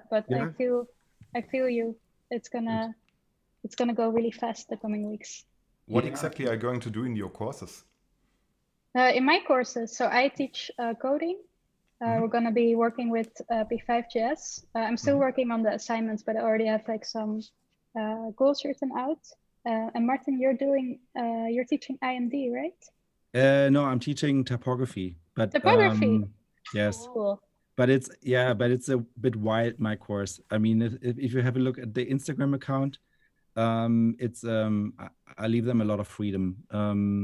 But I really have to see how to work with the new structure, because before we had a lot of time, and now I'm just having 1 week, and then Loopy, she's going to teach the other half of the course. So I'm going to see how it works. But because you alternate every exactly. week. Yeah. But yeah, anyway, I don't know. I mean, it's for me, the KBK is a happy place, and I'm sure it's going to be fun anyways. Yes, it is, I'm sure. You studied at the KBK too, right? Yeah, 5 years ago I graduated already. Ah, cool. Yeah, nice. Yeah. But you did your master recently. I mean, 2 years ago or something, right? Yeah, but that was not at KBK. That was at Leiden University. Ah, okay. So actually quite close to KBK, like The Hague and Leiden is like 20 kilometers. Yeah. helped. Yeah. Yeah. Right. And I think Peter van Blokland, he also started a PhD at the Leiden University. Yeah, that's possible. I didn't do a PhD yet. Yeah. Yeah. You will. I At some see point. it. Yeah. It's a pain, but it's a You did really, it, right? yeah, it's most painful experience in my life. But Oh my God. yeah, but it's yeah, but you're not me. I'm maybe for you it's going to be a lot of fun. It's yeah, I don't know. I'm It took scared me now. no. It's just I had 2 kids in between, and I had a studio, and I was teaching a lot, and it took me 10 years. And you dive so deep into a subject that every time you want to re-enter, it takes you, or it took me like 2 days to understand what I wrote 2 weeks ago. But Whoa. yeah, but this maybe it's just me. I It don't also know. sounds like the circumstances were like Yes. quite challenging. Yeah, and yeah, sure. No, but it's a great experience because you will never in your life be so deep into a subject, and that's really I was feeling like I don't know, some explorer. It was really fun to find all these things that not That so many nobody people know found about. yet. Exactly, that's so Yeah. cool. Yeah, it's like an exploration. Cool. It sounds exciting. It But is. yeah. So what's your master thesis about? About how to use GANs, so generative adversarial networks, Cool. as a designer. So basically, which aspects are useful and which ones are not. Yeah, I think it started out as like, can you just let a GAN design something, and that like the answer was clearly no, obviously. But there were also a lot of like other really interesting findings along the way, like how it uses text, how you can actually make it, how you can make it like, how you can control text generation within a GAN, like how different stereotypes are recognized, basically how the space. Yeah, there was a lot. I can send you the PDF if you're Yes, interested. please. Yeah. It's Yeah. really, really cool. And you Thank also you. should check out the case study on our website. It's amazing. It's really cool stuff. You saw it already, Tim? Yeah, sure. I Cool. already also read a few of the Cool. paragraphs on the master thesis, so it's really really cool. Yeah. Great. Thank you. I mean, there was especially because Vera, you just published that work in a time when this was really getting Booming. really demanded, right? Yeah. Booming, yeah. So Yeah. yeah, it's really cool.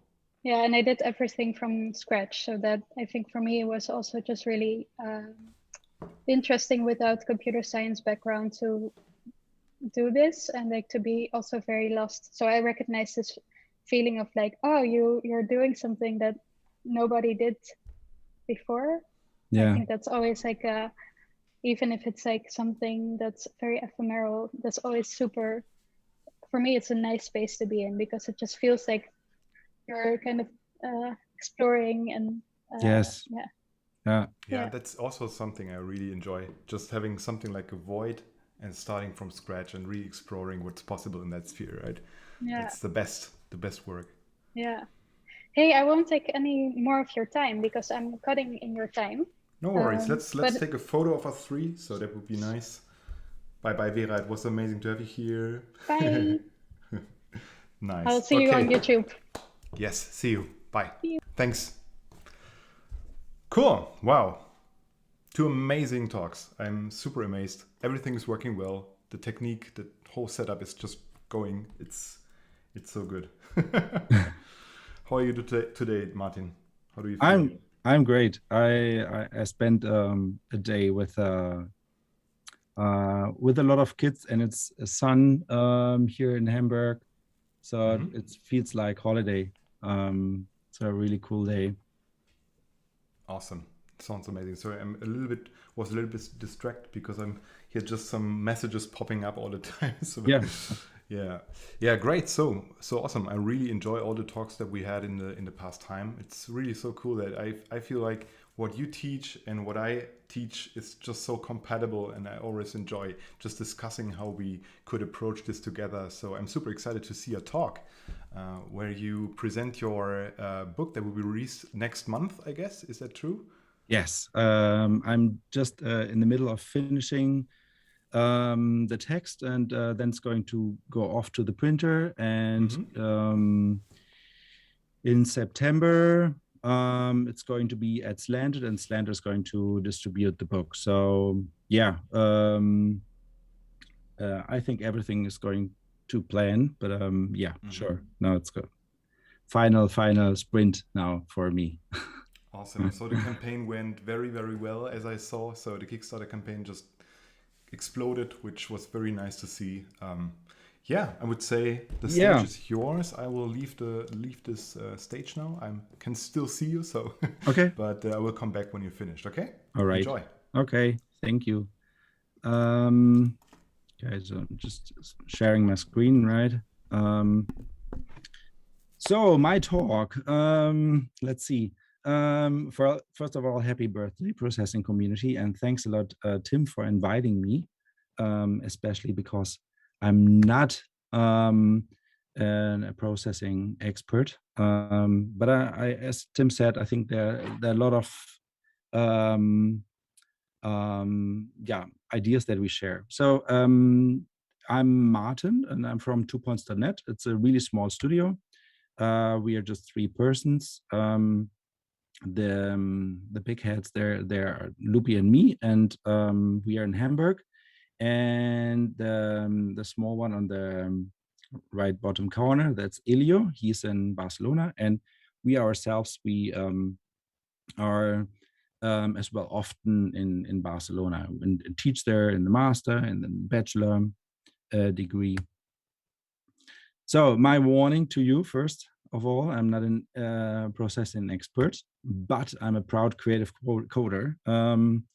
What I mean with this, I hope to be able to show you in this short lecture. Creative coding or creative code, or as I call it, flexible visual systems, is what I'm interested in. And there are lots of things around that theme that interests me. And the learn, teach, apply triangle is something that keeps us motivated at 2 points and keeps me motivated.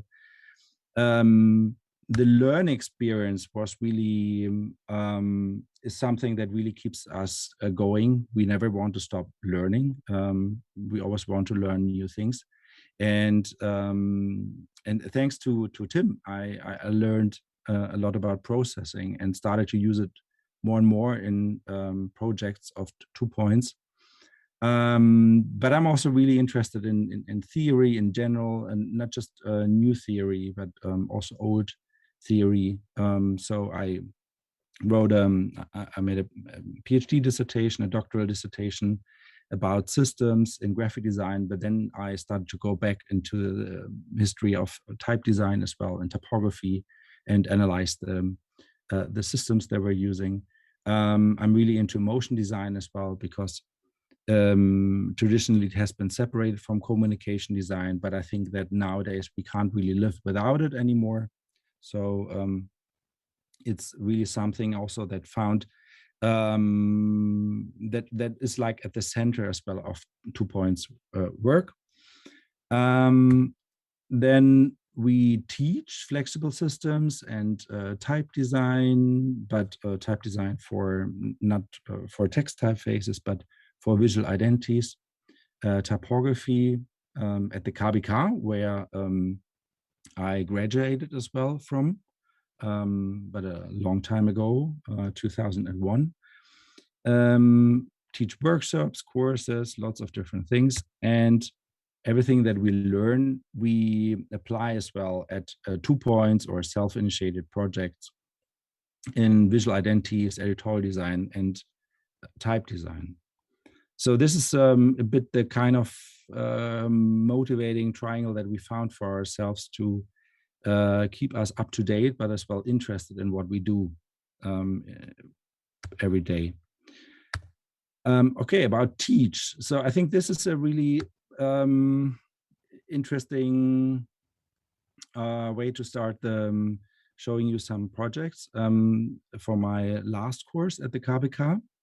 That's the KBK. And these are projects by, or sketches by my students. This is from Andon. And this from Kashka. It's also from Kashka. And this is from some, and this is also made with, this one is made with processing. But I just wanted to show you these different works, because what we are most proud of is that in every of the projects you can find a flexible system, but every system looks very different. So the tools that they use, the programs that they use, the coding language that they use, this is all different, and the aesthetics are also really different. So what we are most proud of is that we are helping them, our students, to find their own way of working, the tools that they want to choose, but as well the aesthetics that are right for the project. But what's at the core of my classes is that I teach them a different way of thinking. So they don't think anymore in only a poster or only a book cover, but they think of a visual language that can be applied in many different ways. So a system that is really flexible and applied in very different ways. And yeah, this is some more, and often it ends up in type, but it can be made with Blender and or in a font program or with processing, or so it's a lot of different ways. If you want to have a look at it, you can go to Instagram and check out this account, TS for Typographic Systems, 2 for it's because it's the second year, which I find, to be honest, really amazing that they're capable of doing these things in the second year, and KBK because it's at the KBK. So now a little bit about our work at 2points.net, and to show you as well how we apply the knowledge about flexible systems. It's not just a difficulty to design a flexible system, but also how to apply it. And when we design visual identities for our clients, then one problem is always how are they going to keep on working with a visual identity. And there it's really helpful to build tools. One of the clients that we worked a lot with is ESPN. This is sport channel, or they have a lot. They had a magazine, they have TV channels, they have they have lots of different things, and they have an in-house design team, which is huge. So they don't really need they don't really need finished design of us. What they need is tools that we can give them so they can work with these tools and design themselves. And one really easy way for us as well to build a tool is to make fonts. So we design fonts that are easy to lay out with. Here you can see one that we did for them that is not monospaced, but like dual spaced. You can see it in the E and the X, that they're like 2 different widths, and you just have to type actually, and you get all these different kinds of variations of layouts. So I'm showing you here a couple of layouts, and this is just layouts that they have to type. So then don't really have to start designing, and but they can just type any kind of text or leave a space, or use an alternative letter for this, and ready is the design. And it is much, if the tool is much easier to apply, then probably also they will use it more. There are just some different kinds of layouts that we did for them here.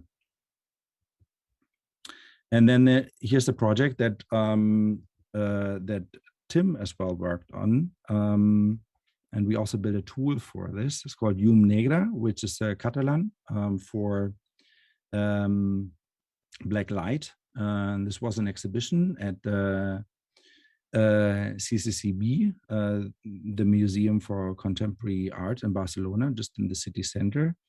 And they had an exhibition about 70s psychedelic art. And it was called Black Light because there was as well a lot of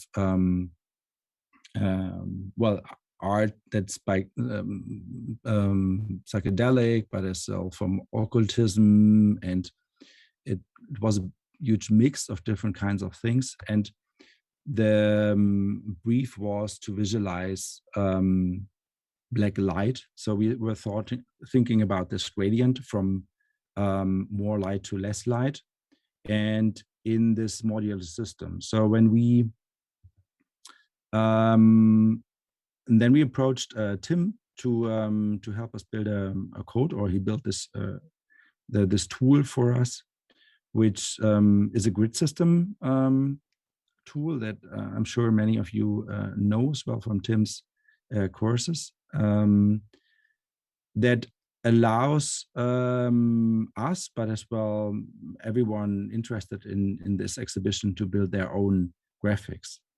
And here you see different options that you have. And we used this modular system to make a font for the exhibition, a very distinctive font. So anytime that someone would write something with this font, you would instantly recognize or remember this exhibition. But not just the type with it, we also did a couple of graphics, like here on the left, you can see as well that we did a frame where you could put stuff inside. So this is always what we do. We try to create a big library of different possibilities how to use this visual language, but as well in different kinds of formats. And I think this already shows that the way of thinking is substantially different to the way how visual identities were done in the past, when people were just designing like one logo, and the logo was applied already the same way to different kinds of formats and media, but it always kept the same to this kind of approach, which is trying to be responsive to the different formats. Then we applied as well color to these elements, and did different kinds of posters with it. Yeah, lots of different items. They also had flyers and everything. And this tool not just became a design tool, but also it became a marketing tool, because Tim programmed as well a P5.js solution that people could use on the website of the museum, and then they could make their own design, download an image, and then upload it to their social media account. And the best solutions, or the best images, they won then a tote bag and a notebook. So we try to as well to convince the client that this building tools has several possibilities. This is still something that we're working on, that clients see why it's worth it to invest time and money into coding tools. And this is an animation that Tim did, that they showed in the entrance of the museum.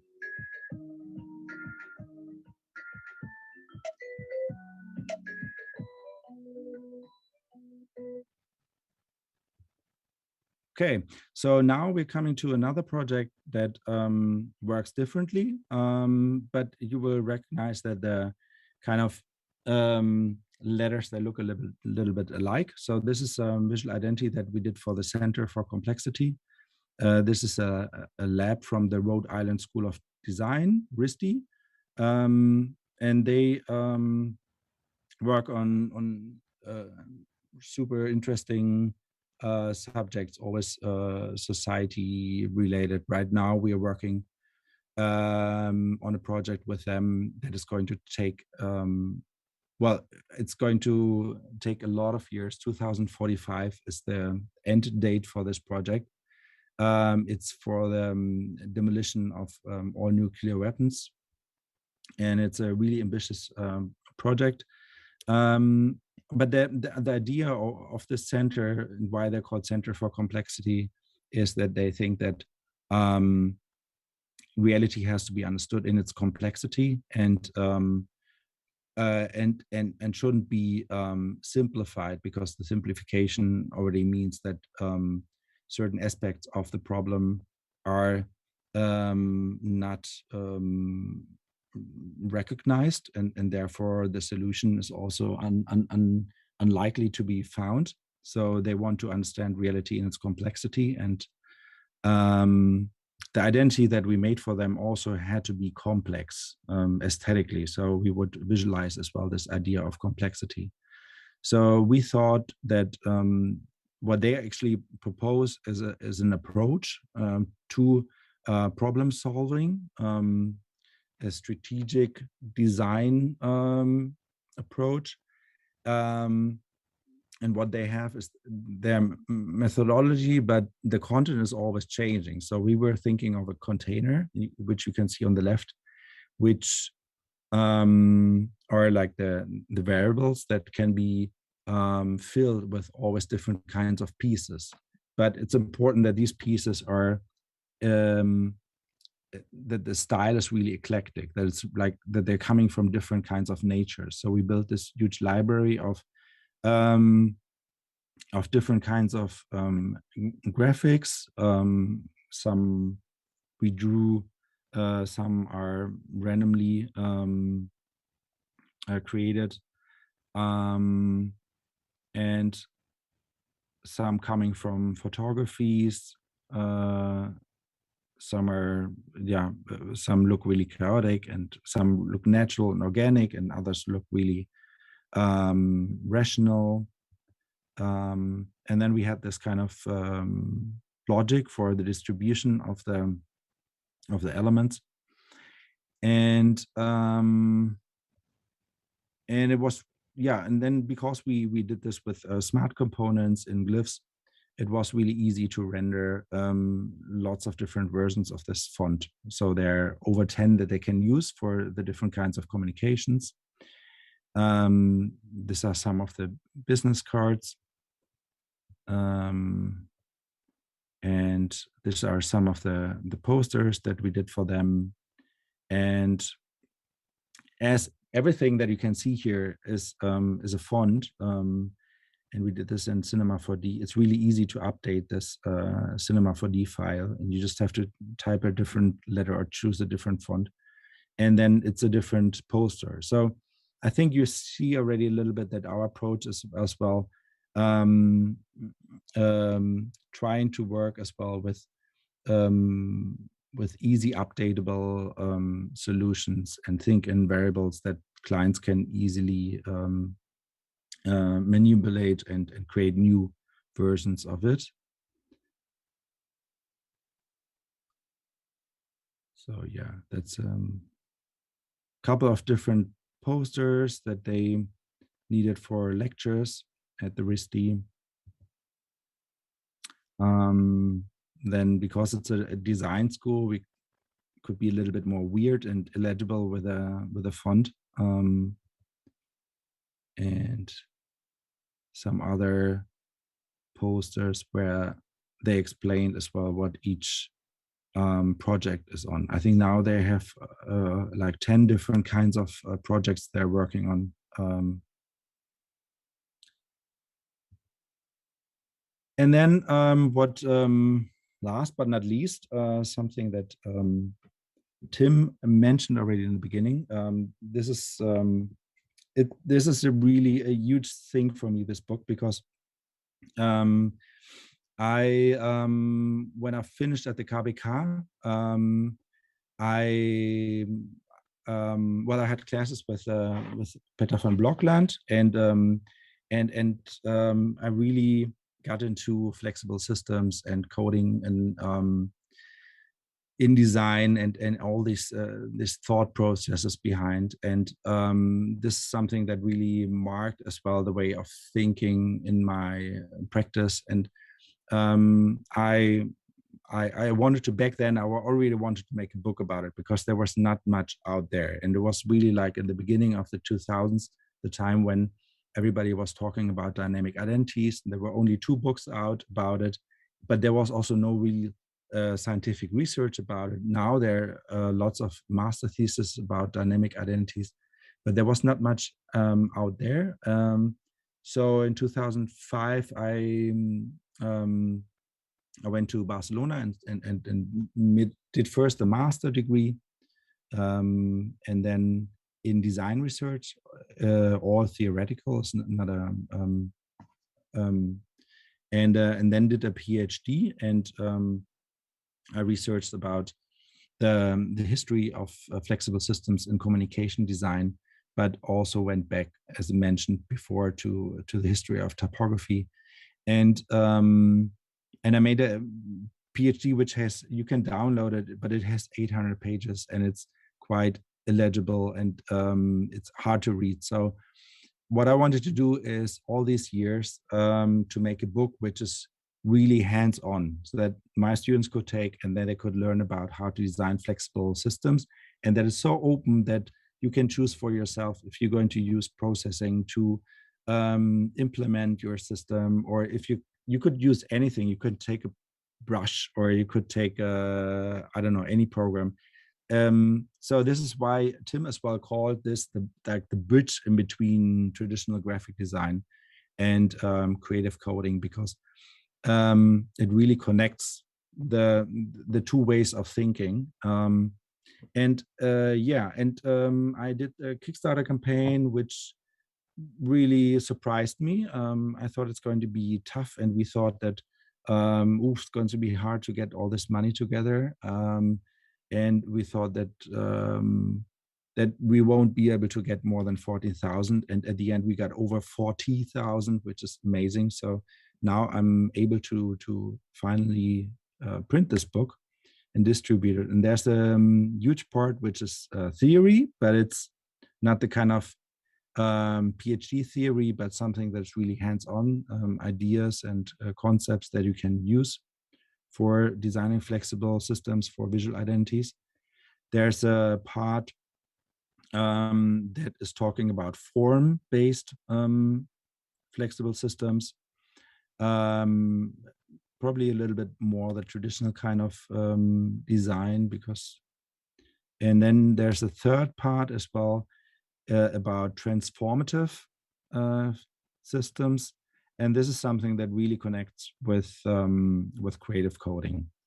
And yeah, and that's just an impression. You will see more of it in the future, I'm sure. So thanks a lot for listening. I don't know if I was too quick or too slow, Tim. I didn't check the time. You were, no, that's totally fine. It's really cool. Thank you so much, Martin. That was amazing. And I forgot to basically tell a little bit about how I came in touch with your work, because that's already quite a long time ago.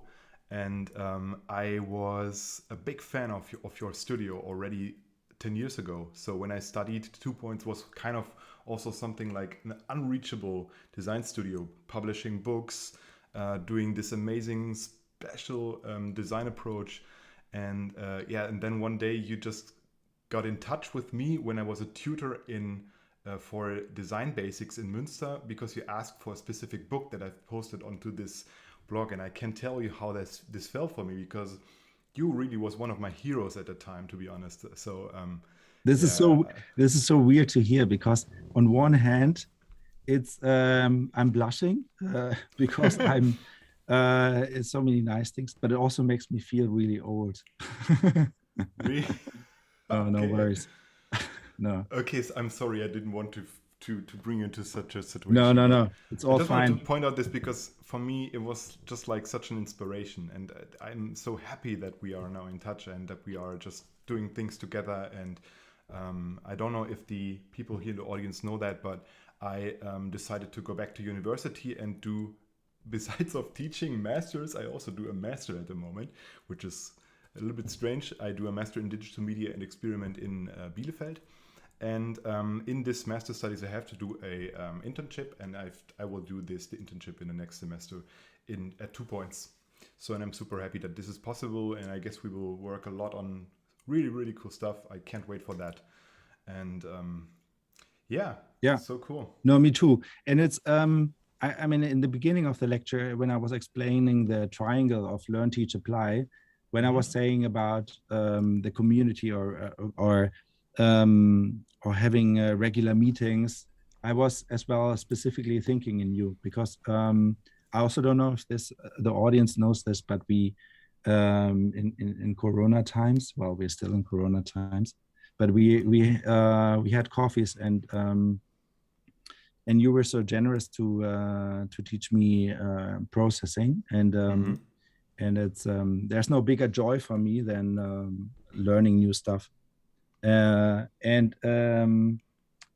Because it changes the way as well of thinking, and that's the most interesting thing for me. Yeah, and as I said, I mean, I really say, I mean, all the people know that, but I really see so many touch points between what you do and what I do, and that's the cool thing about it. And yeah, I'm really looking forward for the next time, and seeing what comes out of this whole thing. It's really, really cool. Yeah, me too. There's a lot of connections. Awesome. So we have some questions. Let me just see. And by the way, you can now post more questions because we don't have enough yet. So we still have 20 minutes until Casey joins. And yeah, so, or is he already in the room? No, there's no one in the room yet. Okay. Yeah, Cuban B says, congrats to the book, Martin. Yeah, I'm looking forward to receive the book. Yes, me too. The book is a must-have. Yeah, that's what I also see. Think. Okay, Stigmona Hansen asked a question, and he says, so, Martin, designing tools rather than artifacts. How do you think having to think in terms of systems influence the visual style of design products? Will design by systems be predictable and boring, or? And then I was asking him, what do you exactly mean? Because I didn't understand that question. And then he answered, it hints at what happens when designers think in terms of systems.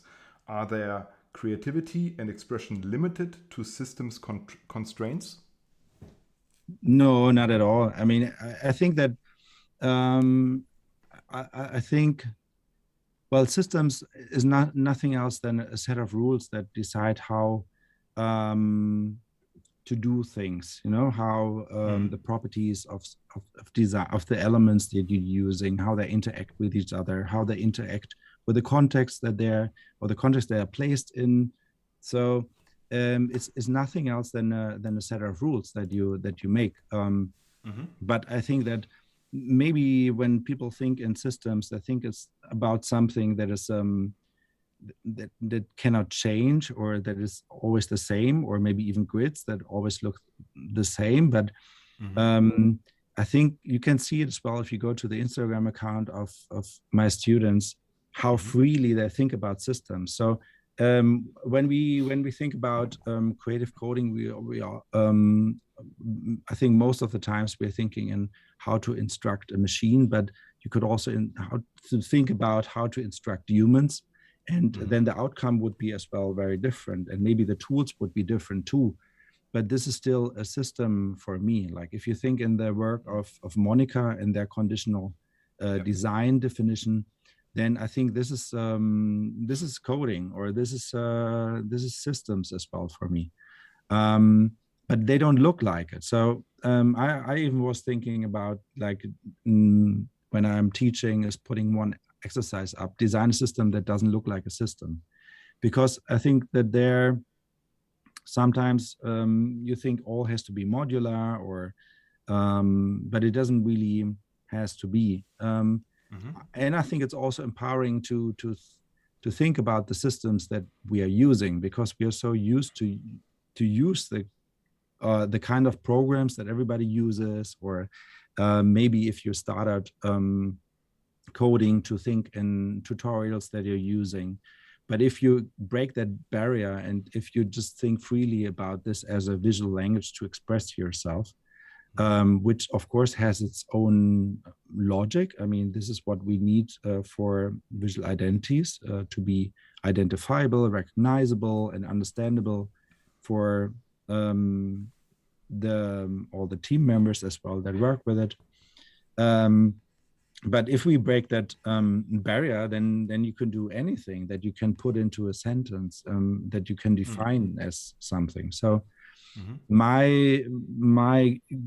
aim is, my goal is that people start just thinking in this kind of rules, but that these rules can be anything. So it could lead you, it could be just a set of instructions that lead you to do a carpet or a sculpture or anything. And I also really hope that this is something that people embrace, because I don't think that communication design or graphic design will be always just the logo in the upper left corner. I think graphic design could be as well a sculpture or an exhibition or a voice talking to you. I think we have to maybe think less about the term graphic design and think more about the term communication design. And we use everything for communicating. So yeah, I think it's going to give us actually more freedom at the end than restrictions. Yeah, that's a great answer, I think. I would like to add that I feel like designing the system itself is an extremely creative process. And I mean, so the system itself is in the middle of the design process. So you create a system and the system creates outcomes, right? So I don't feel that designing systems or working with systems is in any way, let's say, restricting. It is a very, very creative process which inherits so many surprises, because when the system starts to generate stuff, you interact with the system and you are in an interactive process with the system, which is extremely exciting. So I always perceive this as a dialogue with a computer or with an analog algorithm. I don't know, but I think this is really cool and enhances the design process significantly. Yeah, no, it totally is.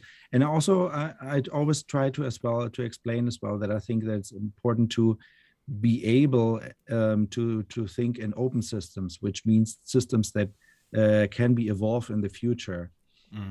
Because what we can see, I mean, I'm always looking at this from the perspective of communication design and graphic design and visual identities. But I remember perfectly when all the brands, they had to redesign their brands because the systems that they used didn't allow them to evolve. And this is a huge waste of energy. And maybe it has to do something with the egocentric perspective of the designer that doesn't want its design to change. But I think now that everything became much more flexible and is changing on all different kinds of formats, media, and as well according to the context in which it is shown, the time and the people looking at it. So there's a huge amount of flexibility that the things that you design, they need to be flexible. And if you think as well about time, like how does this identity needs to evolve in the longer term in order to stay relevant, then I think this is a really interesting task for a designer, to be that open, to design something that can live and keep on growing as well, working with bigger teams, more people, so it's different perspectives. And I think this is a good thing for everyone, that it's evolving the design definition of a visual identity. Absolutely. Yeah. So we have some questions here also in the chat. Thomas Mac, let me just, I have a very strong glasses, so I have to, but even with my strong glasses, I have to go very close here to the chat. Thomas McElmeal asks, hi Martin, how do you have any advice, or do you have any advice on how to get further involved in creative coding spaces? I sometimes feel like I'm a little on my own here in Midwest US. Okay, creative coding spaces. What do you mean with that, Thomas? Maybe that's a question for you, Tim. I don't know. Oh, okay. Yeah, I guess you want to connect with people who just have the same, learning process, learn the same stuff. So maybe online. Why don't you connect with people online? So, by the way, I'm offering an online community for creative coding. There is an amazing Facebook group where people post stuff, and yeah, just attend to meetups, go to connect with people. Maybe you can go to the Creative Coding Festival of Vera. Yeah, just connect with people through Instagram. Maybe you can just follow the people. Oh, I've got a great list with many Instagram channels to follow. I will put it in the chat later on. And maybe that's a good kickoff for connecting with people. I'm not sure if there's a community for creative coding that is local in the USA where you are located, but maybe you can also take a look at it, or you find a friend who is up for sparring in this sphere of creative coding, and that is very helpful. That's what I did with Patrick, right? So that was super, super helpful to get to have some progress and get further. All right, so here's another one by let me just see, David Liebert. Martin, how does the future look for traditional designers that don't get on the creative coding bandwagon? Well, I mean, I think it's yeah,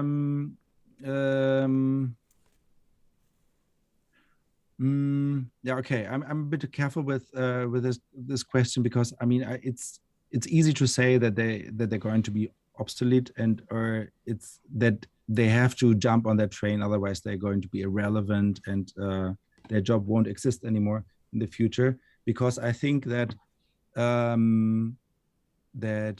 never had. I mean, and there's people that are scared of text or code, but I never met anyone that doesn't understand the system idea. It's just that the tools or the way how they make their system changes. And I remember perfectly as well in one of the courses, someone that had difficulties to get their head around. Stig said it before really nicely, the contrast in between the artifact design, which is just designing one piece and not thinking about how this piece could change in the future in different contexts, and not thinking in it as like a variable thing. And yeah, she had difficulties to think not just in the painting that she's painting, but to think in a rule that could paint a million paintings. And for her, the way was then just to think of a couple of instructions for her friends, and then invite her friends and let them follow her instruction book. It's like making a cooking recipe. And I think it's just important to change your way of thinking, of doing things, because I think that you can't really get far anymore if you're designing the artifact. You have to think in the system or the rules or the instructions as well, beyond that artifact. And I think this everybody can do. And I would also recommend for everyone to look into creative coding, but I don't think it's a problem if this is just an excursion and you're not going to be a coder at the end, but it most definitely will change your way of thinking. It doesn't matter what kind of language you will use later or which kind of tool or software. I think this is a valuable lesson for anyone. So yeah, I would definitely say jump on the coding train, but don't get frustrated if this is not the thing. This doesn't mean that you're not going to be relevant. It's just that maybe you didn't found your tool to do it. Okay, that's great. I'm going to do something crazy now. I'm going to post about 100 Instagram links now to the chat. Hope this won't break the whole thing. Ah, it does. Shit. Okay, I gotta undo that. Okay, I will find another way to share that list later on. But yeah, cool. More questions for Martin. So, what do you enjoy more, teaching or creating yourself, or is it the combination of both? Yeah, I enjoy both immensely because, and also I enjoy a lot. I mean, before I was saying to Vera that the PhD was the hardest experience that I had. Mm-hmm. But it's also something that I enjoy a lot as well, is to research about different things and learn different things. And then it's really for me the cycle that as soon as I understood something, and I might have learned it from the research or from the practice, I like to apply as well then in teaching. We've got another guest here in the stream. Casey Rios is on board. Hey, Casey. Amazing to see you. Nice to see you. Wow. That's really, really cool to see you. My goodness. I'm a bit excited. So, yeah, I think, Martin, thank you so much for giving this talk. It was super, super inspiring, and I'm looking forward to speak to you in the next days. And now I have some questions for the creative processing. Right? As you wish. Yeah. Yeah, cool. Martin, nice to see you. Yeah, Casey, how has your day started? You're in Los Angeles right now, right? Yes, it's around 10 a.m. here. Okay. Yeah, I'm in the studio. This morning I missed the stream. I missed the start of the stream. I was like with my kids, taking care of family life, that kind of thing. Now I'm in processing mode. Wow, cool, super amazing. So then you have a workshop later on. So you teach as a professor at MIT, is that right?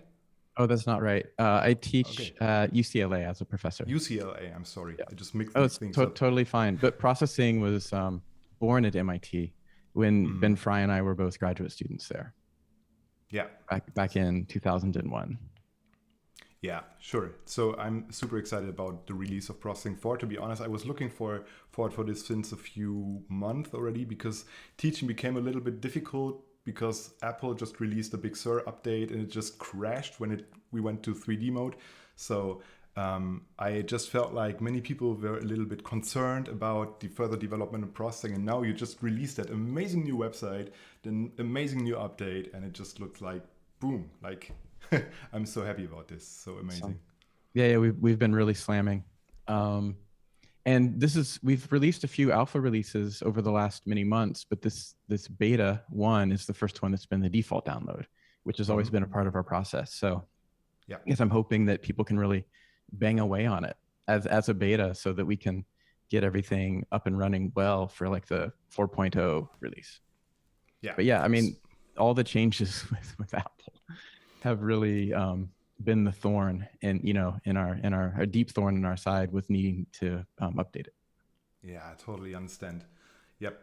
So, but I guess this is the best signal you could send to the community. Everybody loves it. Everything I hear from people is like Processing 4 is killing, and it's really, really nice to see the progress. It's really awesome. So I've got a few questions here from friends, and Niels Poldevort, the co-author of Generative Design with P5JS, the book about generative Gestaltung for the web. Generative Yeah. So I was chatting with him, and we were just collecting some questions for you, Casey. And one of them is, what is your vision on the future of computational creativity, and what role could the Processing Foundation and their tools play in that?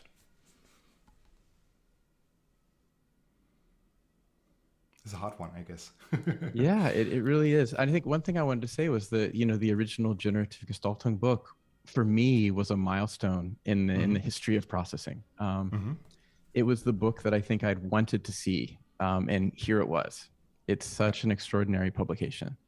And to see it translated in so many languages and then make its way into English was just really a thrill. I think Ben and I both come originally from the design world. We both studied that as undergraduates, and we kind of got into the MIT mode and way of doing things. And I feel like the generative design book was the first book really that was made for the visual design communities. It's a hard question to answer, and I think we've been thinking about it for 20 years. I mean, one thing we've been thinking a lot about lately is, the language that processing is written on top of. Right now, it's of course written on top of Java. We were just recently rereading some release notes all the way back from like 20 years ago. It was almost written on top of Python rather than on top of Java at that time, 20 years ago. But at that time, Java applets and the web were so completely compatible. It was so nice to be able to just say export for web, throw it up on a server, and you could share the work with anybody with a connection. And so that was really the Java reason. And at that time, Java was also more performative as well, ran faster. But I think one of the futures is new languages. For me, new languages are new ways of thinking. I think all of these semicolon languages, braces languages that we often use are like one path to computation. And I think they close off other ways for the mind to be free and to make other kinds of things. So I think processing continuing to be used in other programming languages and environments. I think we're working on like a native Python version now, and other people are experimenting with Swift and other things. I think that's an exciting future, is like breaking the way of thinking out of processing and Java version, really having it working across a different set of platforms. That's really interesting. So that's basically what P5.js does, right? It's the principles of processing converted to JavaScript and porting this whole, let's say, ecosystem of principles to other languages. Sounds like an amazing idea, because it's super easy for people just to jump on other languages, right? And use it in different contexts and stuff, which is super powerful, I guess. Yeah. And for me, the difference, or I think what makes processing, or I could say maybe the essence of processing, is not processing Java. It's really about learning to code and thinking about code with visuals at the forefront. Because the decades of history of programming languages prior put text and numbers at the forefront. But we're thinking about all the same things. We're thinking about structures and systems and how to break thought down into small pieces, and that enables for emergence and all these exciting ideas that can translate into exciting images and create meaning. And I think that the visual emphasis is really what processing's been about the whole time. And the other thing is the sketching. I don't think we're done with the idea of sketching with code. And I don't think that processing is the end. It shouldn't be the end of that. There should be a lot of other amazing experiments on top of that. I think one thing I've been wanting for a long time is a way of moving directly and immediately back and forth between node mode and text mode. There's been some experiments in there, and of course you can like embed JavaScript in different node programming languages, but I really just want like a one-to-one translation back and forth. Wow. And then also live coding, live programming too. Of course, there are a lot of scripting languages that you can program in live, and processing has a mode that lets you tweak things, but I think things being really quick and real time and being able to do them in a live way is another thing I've been wanting for the last 20 years and haven't found yet in a way that works for me. Sounds amazing, because it's very compatible with this Twitch, YouTube live culture, right? People streaming how they code, and yeah, that's really cool. Would love to see that, right? Also that node and code switch would be amazing. Wow. I mean, Okay, this cool. is like another like super small thing. I think there's always been a lot of opportunity to go back and forth between the blocks, which is this like the Scratch coding environment, and text-based coding environment, because they're so directly one-to-one and compatible. And there have been experiments with that over the years, but I think there's so many young people that are learning to code and think about computation through Scratch but there hasn't really been a good bridge from Scratch world to text-based coding world. And I think that would be something else would be extraordinary to see in a robust way. Yeah, absolutely. Wow. I'm looking forward for that. Really cool. Okay, I've got another question for you. So another one that I've just came up with, Niels Poldevort. Is P5 very similar in its API because it's the best, or simply because it makes processing knowledge transferable? I guess you already answered this in the last question, right? So I guess P5 is the first, let's say, derivative of processing, and there will be future derivatives like the Python mode, or Python is also up in Android mode is also up. So yeah. Yeah, there's actually a lot more as well. And I'm not going to remember right now because a lot of them go back quite far. But I think there's a Clojure version of processing. I don't know much about Clojure. I think it's more of like a Lispy way of programming, as far as I know. Karsten Schmidt, Toxie, who is such an essential community member in the early mid days of processing, is really an advocate for Clojure. CoffeeScript. Before P5.js, there was processing.js, which was a literal port of the processing syntax, but it compiled, or a regular expression sort of turned it in so it could run through JavaScript. And I know there's been others too. I can't remember them right now. Yeah. But I mean, P5 deviates from processing in some interesting ways, especially when you get into 3D world.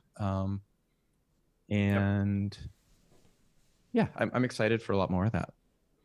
Me too, absolutely. Oh, sorry. Another huge one was Ruby. Ruby processing. And that was started, I think, by Jeremy Ashenkas or Ashnikosh. I'm sorry if you're, I can't remember. And then it's been picked up by someone else whose name I also can't remember. And I really feel terrible about that. But yeah, Ruby processing and the thing that derived from that has been also a great port. Wow, I didn't know about that. It's really cool. Yeah, that's great. I've got a question as an educator, because I know that you also teach people to cope with processing, right? Yeah, that's all the time. Okay, cool. And I teach beginners, like 19, 20-year-olds. For almost all of them, it's their first experience coding. It's a required class at UCLA in our design media arts major. So a lot of them are maybe nervous about it or not that interested in it. And I've been doing that for about 17 years now here at UCLA. Okay, what did you learn in these 17 years and how does it work? I mean, well, the background is that I do that as well, and I also teach at universities. And when I teach students in universities, especially with a graphic design background, I feel like they have this fear of touching code, right? Many of them. I really have to put a lot of effort into my teaching and really, let's say, tell them a lot about the philosophy and the story and why is it important. Many of them don't understand this, right? And I would like to know how you approach your teaching. Yeah. We have tried to have, and have successfully had a few sort of conferences and convergences around this over the years. And I think it happens a lot informally through sharing syllabi and sharing projects. And, Tiga Brain and Golan Levin's recent book is a way of compiling a lot of that knowledge together. I love seeing other people's exercise and assignments that are really clever and creative, and I oftentimes adapt them and utilize those in my class with my students. I think in general, I've had an arc over time of teaching more code to teaching less code over a 10-year period, where I try and spend less time lecturing about the different pieces of the language and more time really trying to focus on what you can do with a smaller subset. And for me, that was like a transition because processing didn't exist when I was learning how to code. I had to transition from the computer science curricula that I suffered through into the way that I really wanted to be teaching. And it really took years for me to move away from the code first approach and method. But I think the thing that I do right now that I'm most excited about is spending more and more class time on workshops. Learn this stuff, read this stuff before we get to class. And in the United States, we call that a flipped classroom. I assign videos and text because students learn a little bit differently. I do the quickest, most concise introduction that I can, try and keep it simple. I don't try and cover everything in the books. And then we spend all class making things. I try and really find a good prompt and let's build stuff together. And myself and my teaching assistant, we can move around and just help people when they need it. That's really been what's lost for me in the pandemic is that immediacy of being in a room within people, a room with other people, and being able to just sit next to somebody and and talk through things. That's my general approach at the moment, as evolved over some years. Mm-hmm. Yeah, that's super interesting. I saw that you just launched an NFT platform called Feral. Let me just look that up again. Or maybe you can tell me what is the name again? Feral File. Feral File. Okay. So it's all, tell us a little bit about it. Feral is like a wild creature, you know, something that maybe was domesticated and then has sort of gone off into the wild. So it's sort of like, but yeah, Feral File is first and foremost, it's an online gallery that's, you know, open 24/7. We have a lot of different group shows. Every show starts with a curator. So we'll invite a curator, the curator will invite the artists, and each show has been between like 6 and 10 different artists. They all will release one project as a large edition. So an edition of 75 or something like that. And then the artists all trade editions, they swap them. So if there's 10 artists in the show, 10 of those editions go to the other artists. And then the editions that are left over can be collected. And we put a really high priority on the artist rights and the collector rights, and really spell that out with a lot of clarity. Like when someone collects the work, what kind of rights does the artist grant them for that? And we started that. My collaborators with that are a blockchain company called Bitmark in June of 2020. And we launched the platform in March of 2021. And we've had 4 shows so far. And I think we're going to have about 2 shows a month all the way through the end of the year. It's been a tremendous amount of energy. And the first show, Social Codes, that I curated, had a lot of artists who were working with processing. And I think like 8 of the 10 works were made with P5. A lot of them were made with processing and then ported to P5. But that was really a thrill. It was really exciting to have those works there. I think a lot of the platforms that have been selling art editions for a long time focus on video, they focus on image, and the whole reason I started Feral File was to be able to allow for software editions to be available. And of course, you know, since we started Feral File, art blocks and a lot of other platforms are coming online. And this way of being able to exhibit generative work, live code. I'm obsessed with live code running through a browser. I think it's an exciting moment for this whole community. Absolutely. I mean, artworks that are interactive that's a super cool format. I love that. And I saw that website and I thought, okay, wow, this looks really slick and well thought also. I really like the design as well. And yeah, I'm really looking forward to see what's happening there in the future. Yeah. Thanks. I think one thing that's just related to that, maybe if the question doesn't come up naturally, is the Hic Nunc platform that so many like old school early processing community members and creators and advocates have moved over to that platform. And there's such a tremendous energy around releasing code-based objects there. That's been a very, I think, exciting development in the last few months too.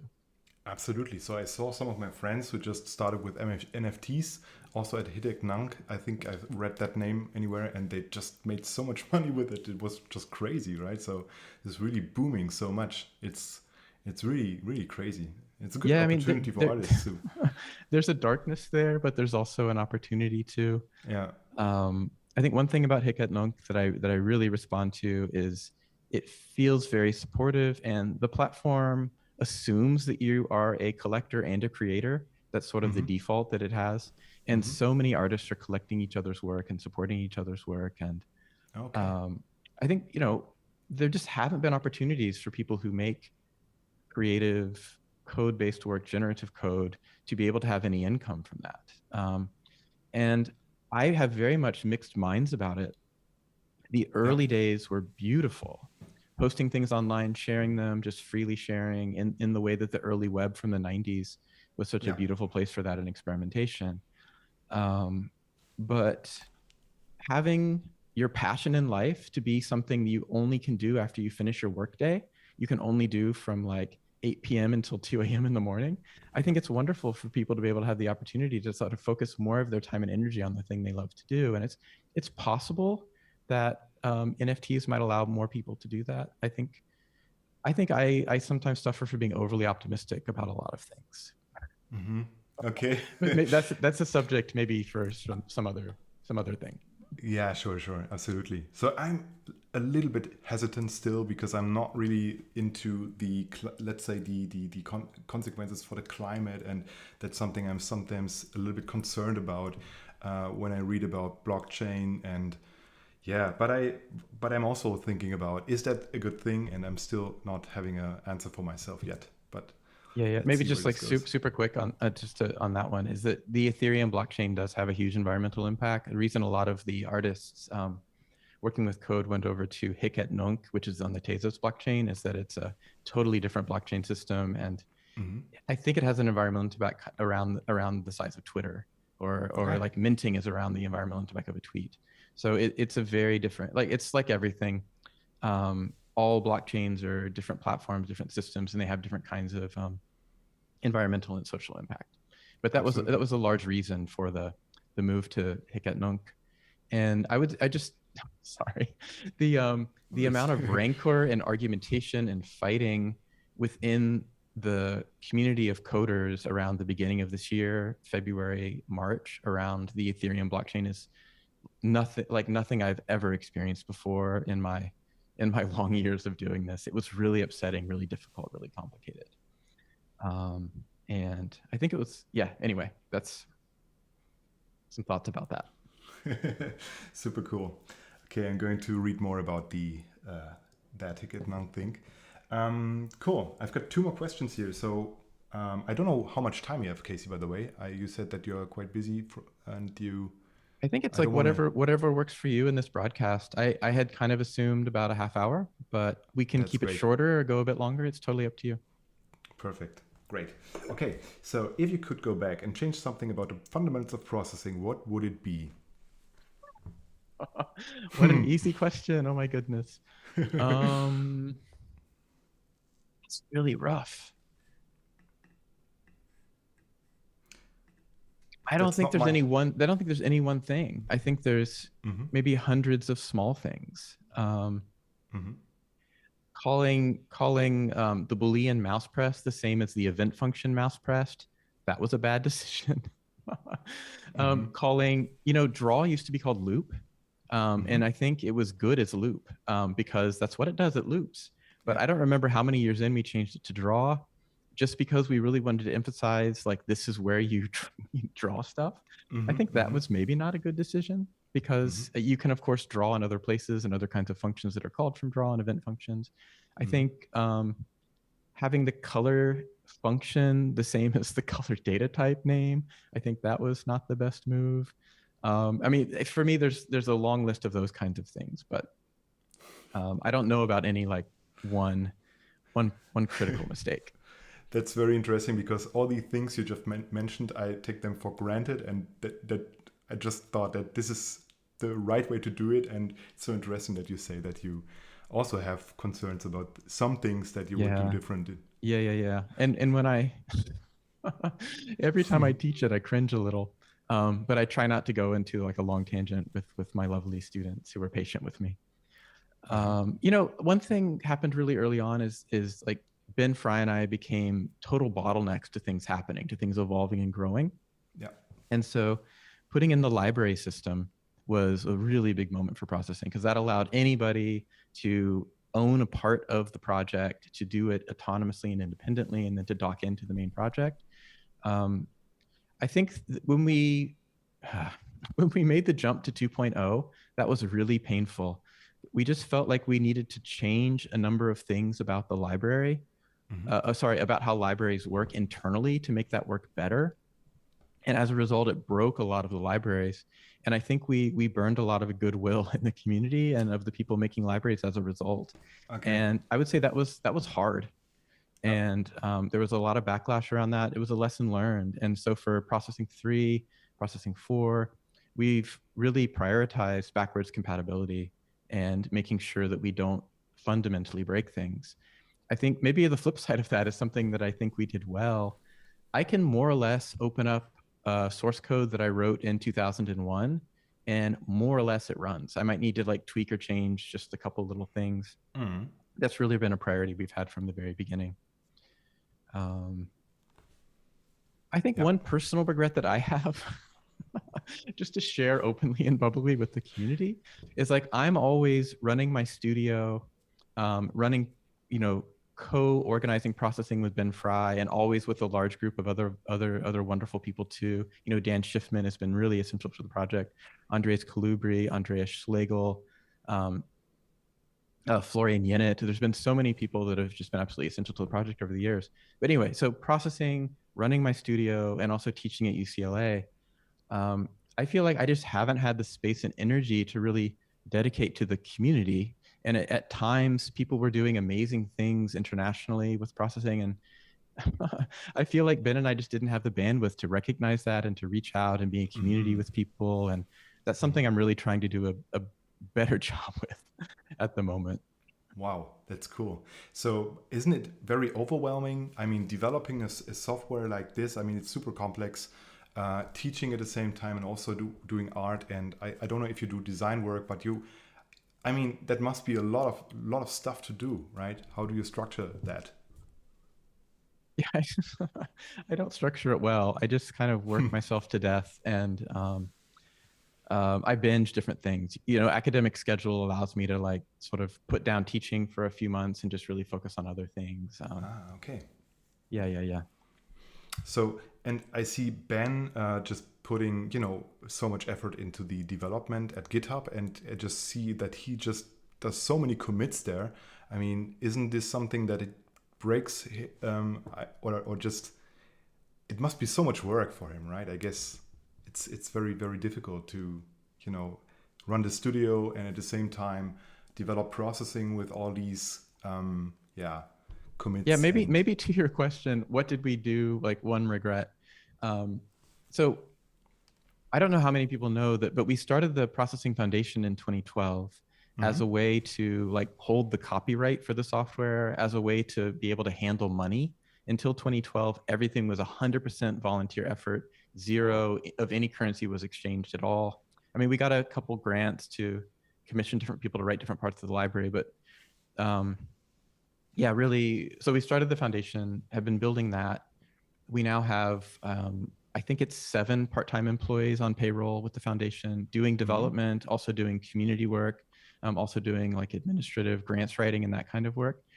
But with the foundation, I've been working, we've been working more and more closely with other people, and watching what P5 watching how P5 has evolved and how Lauren Lee McCarthy's managed that project has just been so wonderful to watch. And I've learned so much from the people that I work with at the foundation, from Dorothy, from Johanna, from Lauren, from Saber. And I guess where I'm going with this is that Lauren really early on was able to kind of like, through her wonderful way, able to bring more people in to be essential collaborators to the project. And I think Ben and I have never figured out how to do that.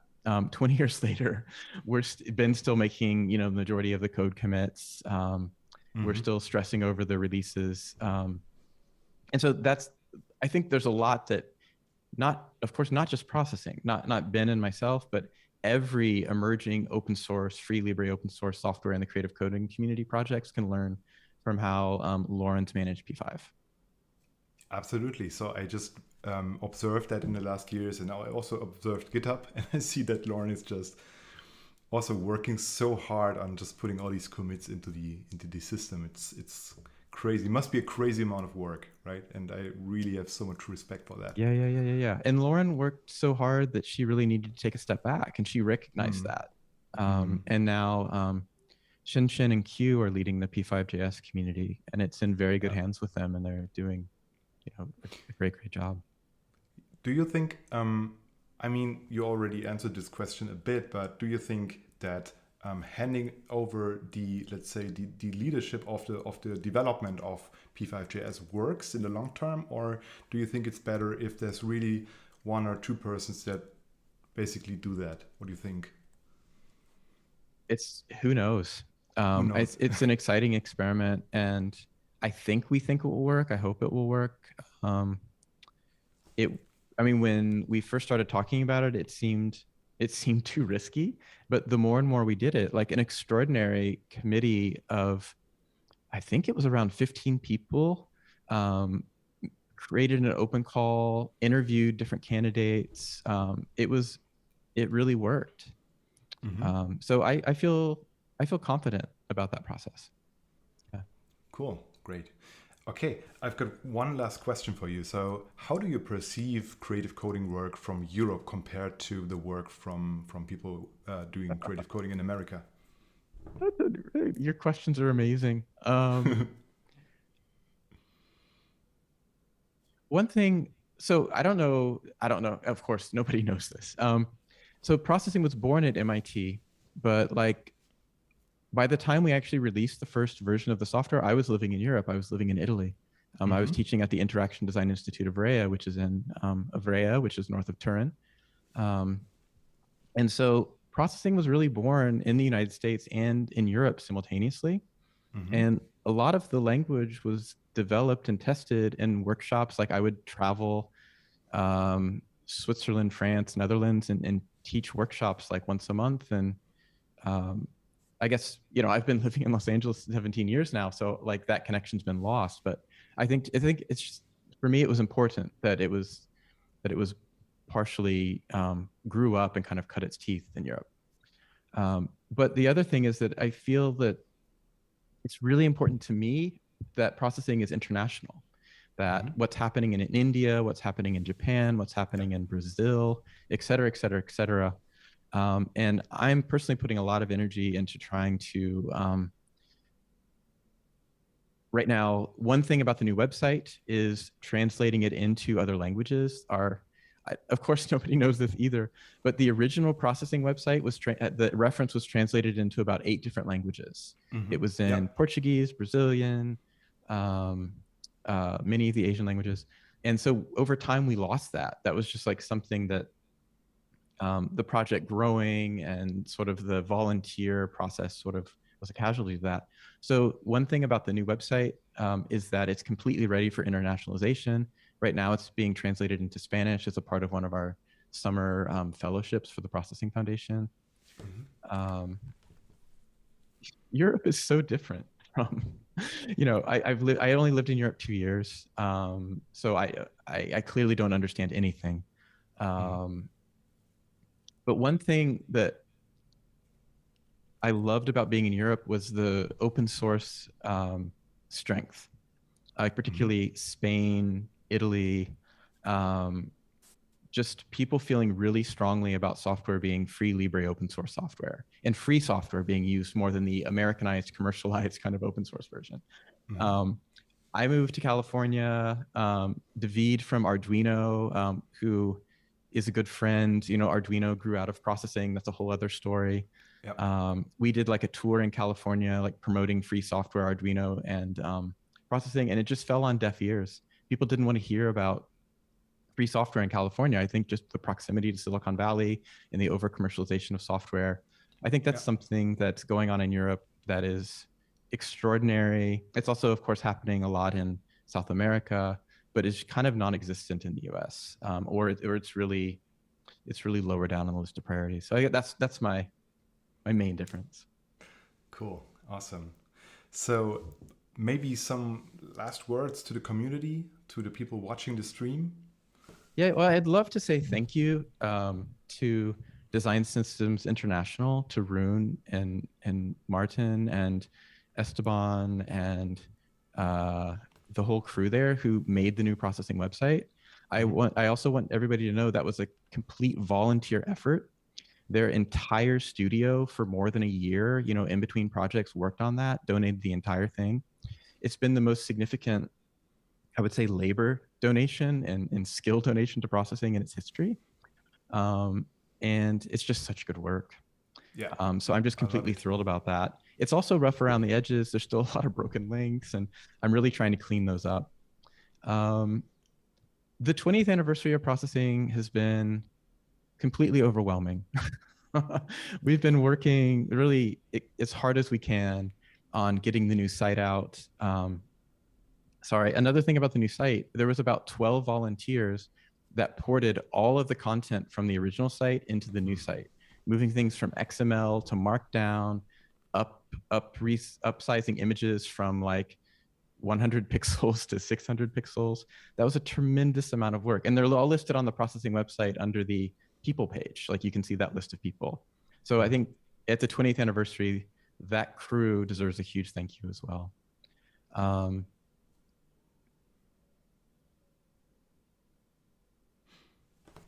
Here's my message. Processing, I think the 20th anniversary of this moment is a really good time to celebrate processing. It's and to focus on it for a brief moment. But processing, of course, is not the only kid on the block. There are so many extraordinary artist-made free software creative coding tools. And the way that I see it is we're all in this together. We've all built this together. And Ben and our approach has never been that processing is sort of the tool. We always use like dozens of different pieces of free software and different coding environments on our projects. I really want to see us in the largest sense, like really build this together. I think there's such a danger of us relying on corporations for our software, for proprietary software. When you're as old as I am and have as many gray hairs as I have, you've seen people get burned by Adobe twice, like really hard. People who, when I was growing up in making work, everything was being done in Director, and that was proprietary software. It was just completely canned, and so people had a decade of work that now they can't really run anymore. Something, of course, similar more recently happened with Flash. All this time and energy put into that work. And I know people are working on Flash players and runners, but essentially that work, the companies who are making that proprietary software just abandoned the people who've been paying them a lot of money for years to build on their stuff. And so I've written about this, but I think, you know, there's problems with free software. There's problems with proprietary software. I think we need to pick the problems that we can manage the most. And I really hope that us as an arts community can build dozens of tools. We can experiment, we can try things out, we can see what works, and we can support each other in making these tools. It's been incredibly hard and difficult to make processing. It's been a struggle. Ben and I have both burned out multiple times. We're stubborn, so we're still here. You know, seeing what you do and the way that you share and promote, seeing like the work of different artists over the years, like Robert Hodgin, Jared Tarbell, Toxie, you know, from the early days, like seeing what people make with the stuff, that's what makes this all worthwhile. And yeah, I really want to de-emphasize processing and emphasize what we can do as a community in making our own tools and supporting each other in making our own tools. That's my 20th anniversary soapbox. Amazing, Casey. Yeah, I can't tell you how much I appreciate your work, and also I appreciate that you just came to this event and appeared here. It's really a big pleasure to speak to you, and thank you so much for all those words. 100%. I love so much what you're doing. It gives me energy to keep going. Really? That's 100%. Yeah. Cool. That's amazing to hear. I'm totally, starstruck. That's what Vera said when I said Casey comes to this talk. She said, "My goodness, this is crazy." Yeah, so cool. Thanks, Casey. All the best to Lauren and Ben if you see them. Some greetings, and thanks for attending. And all the best for future work on processing and everything you do. Thank you. Yeah, it's been a pleasure. Hope to see you again soon. Bye, Casey. Thanks. Yep. Whoa. So crazy. I'm totally, I feel super energized now. That was amazing. I never expected that I will speak to Casey Rears one day, but this happened now, and this is really a very important moment to me, to be honest. And I'm very sorry that I completely forgot to look at the chat because I was so concentrated on listening to Casey. Let me just see if there's something I can. Okay. that I've missed. Okay, I guess I lost track here with the chat. Oh man. Okay, but anyway, yeah, this is really cool. Sander is also here. Let me just let Sander in. I think it's a little bit too early, but no, we said 7:45. Sander, hello. Hey. Hi. Hi, Tim. Hi. I spoke to Casey Rias. Yes, I saw you were a bit starstruck. Completely. I feel completely overwhelmed by that. That was really, really nice. And especially his words about our work, right? So it's I mean, it must be so cool for him to see that processing. I mean, he just built this foundation and people like you and Vera and the others just use that to create amazing stuff. Not just in a way that it appears on websites, but also in real projects. And that's, by the way, is why one of the reasons why I think your work is extremely inspiring for the community, right? So you can tell us a little bit about how to use creative coding in a real environment, right? So yeah. So I mean, really cool to see Casey. It was a bit of a shame that I couldn't see everything because I was still walking around with a 4-month-old baby at the time. Ah, really? But okay. Wow. They're all in bed, so I'm here now. But yeah, cool to hear that. I mean, it's of course also his vision on why he created processing that we do what we do. So I mean, I see also him like as my hero who made this software that made sure that I am where I am now. But it's also nice to hear that, you know, he also looks at us, yeah, maybe not at me specifically, but at you and like the whole community in the same way and sees his vision come alive. So super Absolutely. inspiring. I think this is the really, really cool thing about processing, right? It's not just the software that just does so many cool things. It's the community. I mean, through processing, I met you, I met, Vera, Cyril.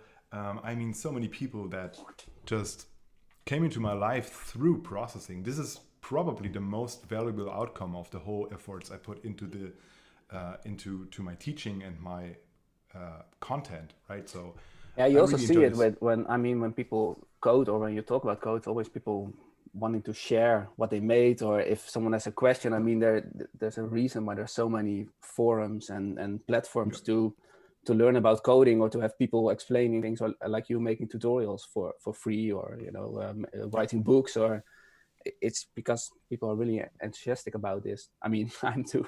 That's why I always like talking about these things, and that creates, of course, a really nice community. So yes, happy absolutely. to be part of it. Absolutely. I'm super happy that you are here. So that's really amazing. Studio Dumber, you are the creative coder at Studio Dumber, and I guess you are going to speak a little bit about that in your talk. Is that right? Yeah. So, I mean, we do a bit more talks at Studio Dumbar, and this time I made it a little bit differently, because normally we just, we choose some projects that make sense for the topic that we can talk about. And a lot of the projects we do actually involve processing in sort of way. Like, it's not always the same way, but I will show. Well, let me say this: the talks is 2 parts.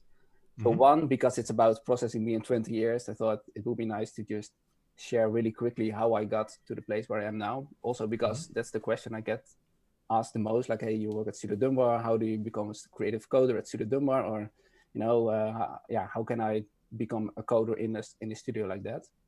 So I wanted to really quickly go through that, because processing played the most important role, I think, in that whole story, how I got there. But the most part will be projects where we have used processing, or where I've used processing, just to show different ways of how we incorporate coding in general, but mostly processing in the daily projects that we do. So it's in all kinds of different levels. Sometimes it's the sketching, the experimenting. Sometimes it's actually the applied version, where we create a tool to generate something.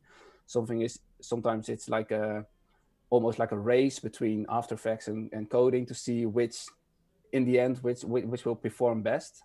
But I will just show some different examples and dive into why we've used processing, and maybe that sheds some light on people also want to do creative coding, but maybe in a more applied sense, or in a more mainstream graphic design environment.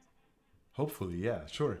But maybe before you start your talk, because we still have a few minutes, and I want people Yeah, sure. that just attend at the right time have the chance to see the whole talk. You live in Amsterdam, right? Sorry? So you live in Amsterdam, is that right? Well, Studio Denmark is actually in Rotterdam. I heard you saying Amsterdam before, which is, I mean, we are part of DEPT, which is almost like a global. I think right now it's like a global digital agency. Mm-hmm. Within that, we're still Studio Dunbar, and we're like our own little island in it. But DEPT has offices in Amsterdam and Rotterdam. But we've always been in Rotterdam and also a bit in The Hague. But so yeah, I live near Rotterdam. Okay. I thought you are from you're living in Amsterdam. Okay, cool. But I mean, in Netherlands, everything is very close, so you can walk to Amsterdam in 2 minutes, I guess. That's true. They call Amsterdam and Rotterdam and The Hague together. It's called like the Randstad, which is like, one big municipality almost, because it's so close. I've been wondering what Randstad means because I read this all the time. Okay, I guess it's like half of the Netherlands. I think around half the Netherlands lives in near the Randstad. So maybe I'm saying false things, but. So, but how? I mean, did you study something, or did you make a professional training? How did you get into this thing? I don't know if this is that's a part of the presentation I will give. Okay, I won't. I think we it's can not start with interesting because it's just like how I got into coding, but I think in this case, because it's specifically about processing being 20 years, that I want to share it a little bit more. But yeah, I did study somewhere and got into coding then, but it's like 14 years ago that I started studying. It was quite a long time ago. But I have been on and off processing for most of it. So like recently, the last 2 years, I've been really into creative coding again. But the years before, I kind of didn't have the time, or it wasn't really a big part of what I did. Okay. But it all started when I was studying. Okay, so I guess if you want, we can start. I will switch off my video now and my microphone. Sure. And then the stage, I would say the stage is yours. Maybe you try first to share your screen, that we can see if it works. Yes. Let me share the correct screen.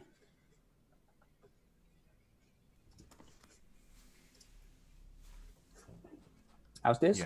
Yes, it works. I see a video. I don't know if that's the full screen of your presentation. I think so.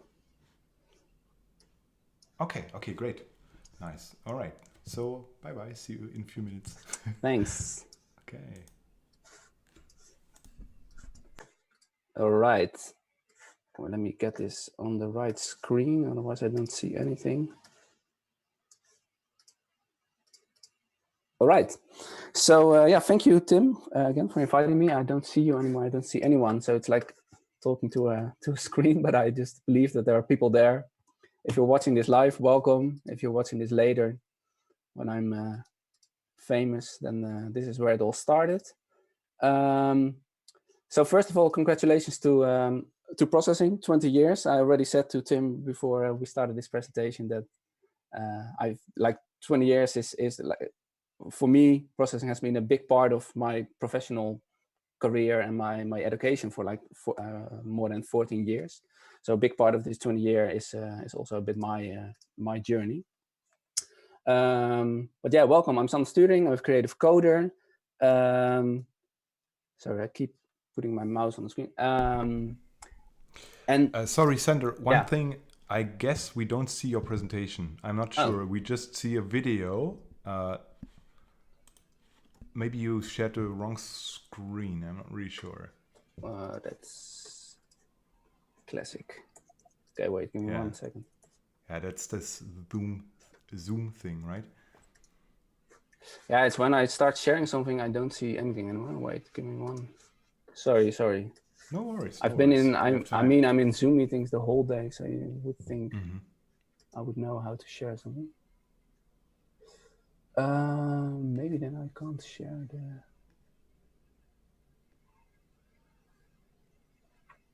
Okay, I guess that's not working. What I wanted to do then. Oh. I was playing my keynote in Windows mode and wanted to share that, but apparently Zoom doesn't see it. So I will just do it full screen and then share it like that. Then the problem is that I don't see my notes. Ah, okay, I get it. Yeah. But oh well, let's just do it like this. Sorry for this confusion. So in the chat, Cyril screams Sander and sends a heart. Nice, thank you, Cyril. Glad that you're here. Yeah. Okay, then I will do it like this. How's this? So we see a video, but okay. That looks yeah. Good. Okay. Okay. I'm leaving the stage. So sorry, I will not start completely over again, but I will do a quick intro again. Sorry for the confusion. No I don't worries. see my notes anymore, so if I forget something, then it doesn't really matter. So processing 20 years, which I'm really happy about. I'm Sander Sturing. I'm a creative coder at Studio Dunbar, and I want to share some projects that we do at Studio Dunbar, or I specifically do as a creative coder, where creative coding comes into play in a lot of different ways, which I will go to a little bit later. But before that, because processing is 20 years, I also wanted to share a little bit of my story and how I got into this role, because that's the question I already mentioned to Tim, that people ask me the most when I do a presentation. It's like, how do you end up as a creative coder in a graphic design studio or a branding studio? Because that's not maybe a role that all these kind of studios have. So I just want to share really quickly how I got there, and yeah, then go into some projects and show how we use processing in a daily basis. Really quickly, a little bit about me. I have been coding for a long time, but most recently, like 2 years ago, I started doing a bit more coding again. I really love grids, mostly because I really like to have full control over what I code, and I'm not really this experimental guy who does all these weird little things. I really want to know what I'm going to make and keep everything under my control. So I really love grids. As you can see here, I love working with image input and I don't know, just putting everything in a grid. Again, grids, I love them. The other thing that I maybe love a little bit more about, more than grids, is noise. I don't know why, but because noise is so, actually it's quite a technical thing, and quite a, you have these full reports written about in these white papers about the maths behind it and how they work.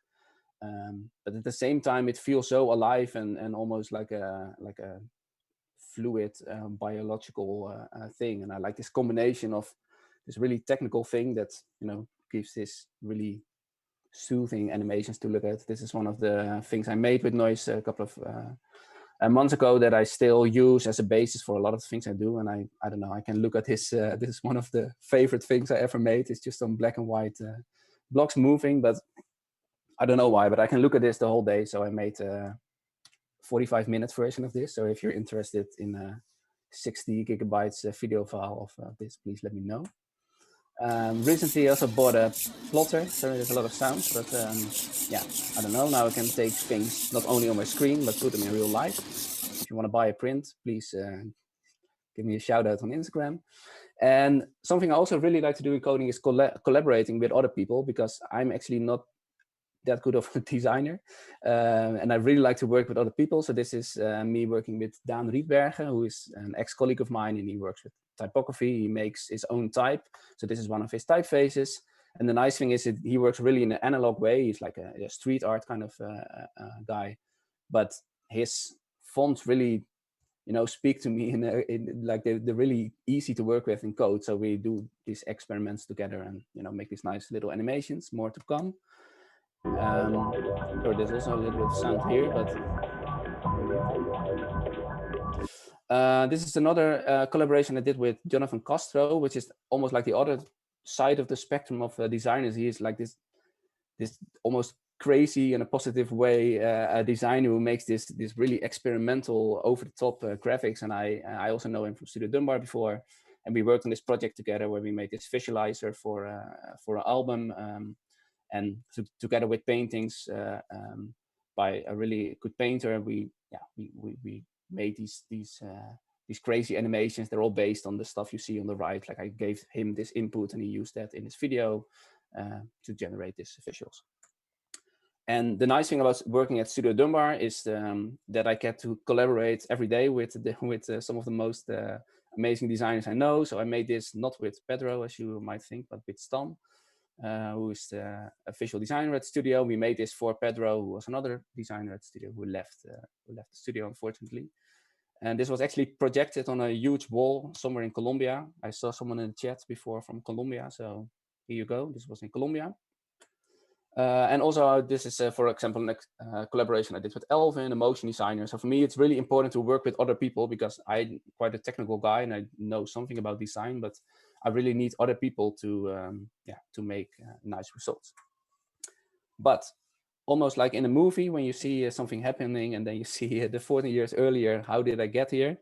I'm going through this really quickly because, you know, it's maybe not that interesting, but I don't know, I want to share it anyway. So 40 years ago, I started studying. It was in a time where you still had this really big plastic iMacs and plastic laptops. And at the time, I didn't really know what to study. I wanted to do graphic design, but I knew nothing about design. And the one problem was that I had a horrible portfolio. It was not really a portfolio. It was like a collection of random things that I did. I didn't know anything about design, but I always tried out some programs. So I did a little bit of like 3D things. So this is something I found on my old hard drive. So this was actually in my portfolio to become a graphic designer. And I had some Flash animations, like all kinds of random things. But the luck was that the year before, they started another study called Information and Interactive Media Design next to the graphic design study to make sure that at that time there were a lot of graphic designers, but the whole design scene moved a little bit and there were a lot more ways of designing. So a lot more technology like processing, but also, they just needed other types of designers. And for me, this came as a blessing because I came with this horrible portfolio, but because I had all these 3D things and stuff that they saw, hey, he can work with computers, maybe this is something from him. And this study was quite new, so they wanted to get as many people as possible. So even I got in. And the nice thing in that study is that we had some amazing teachers. They were all quite young people who recently graduated and were all working in this field of technology combined with art or design. So this, for example, work from Cadillac Tree, and Joris Malta and Daniel Gross. And actually, they introduced processing to us, to me, to the class. I never coded anything before I went to the study, but they were the ones who got me excited about processing like 14, 13 years ago. There were also some other teachers like Richard Vijgen, you see his work on the right, or Lust Studio, like a lot of people who work at Lust. That sadly doesn't exist anymore. Well, they are, partly they exist now in Open Render. But they make this huge interactive installation. So we had these amazing teachers who were teaching us these things. And I came to know the world of coding and processing in particular, which I before never knew anything about. So this is me with a classmate of mine, Time. And from that point on, because I knew processing and I fell in love with it so much that I just started coding the whole day. So every project we got, even though I was still not a really good designer and I did an art academy, I just coded everything that I could. So, if we had to make a poster about the Netherlands, I coded it. If we had some kind of data set, or we had to have a free project, or we got a list of books, or it doesn't matter. I coded it. And yes, on the right, you do see cum and semen drinking guys. I don't know why. It was in the text.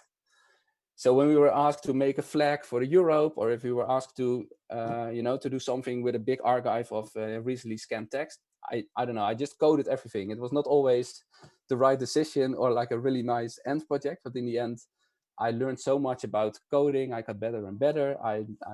There was also most of the time like a kind of like a good concept behind it. So in the end, processing actually helped me through school, because still I was not really a good designer, but I was still managing to make it through the art academy. And even up until the day we were, or not the day, but maybe the time we were graduating, me and Timo were working on this game in processing instead of graduating, because we loved processing so much. We really wanted to make a game in it, and we made this crazy game that's actually still kind of in development, but it has been silent for 12 years. It's called VSD, which stands for Virtual Space Drug, because we wanted to make a really addicting game, and it has all kinds of addicting features in it. All the names of the weapons, for example, are based on street names for drugs. Anyway, this was while we were actually supposed to be graduating. We were making these things just because we loved, processing and coding so much. In the end, I actually graduated. At the time I was learning Japanese, or trying to learn Japanese, and I was really into this kanji character set that they use.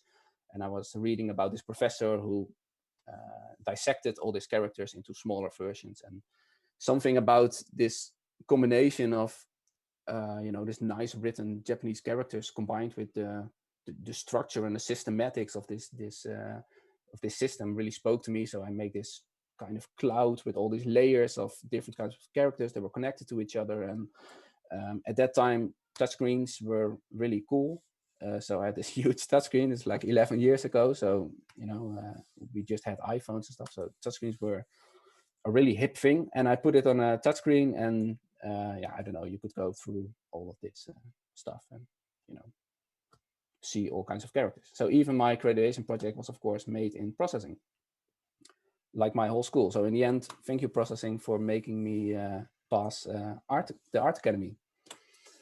But then came the time, because I was graduating, that I started that I had to work. And you would think maybe he will start somewhere where he could do processing, but that was actually not the case, because at that time there were some places where where you could do processing as a daytime job, but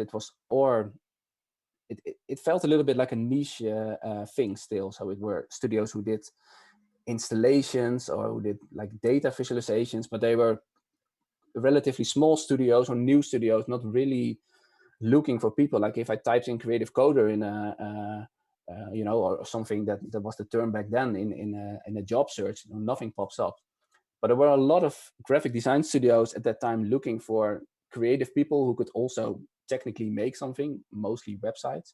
So I started working in this amazing place called Silo. I've worked there for 5 years.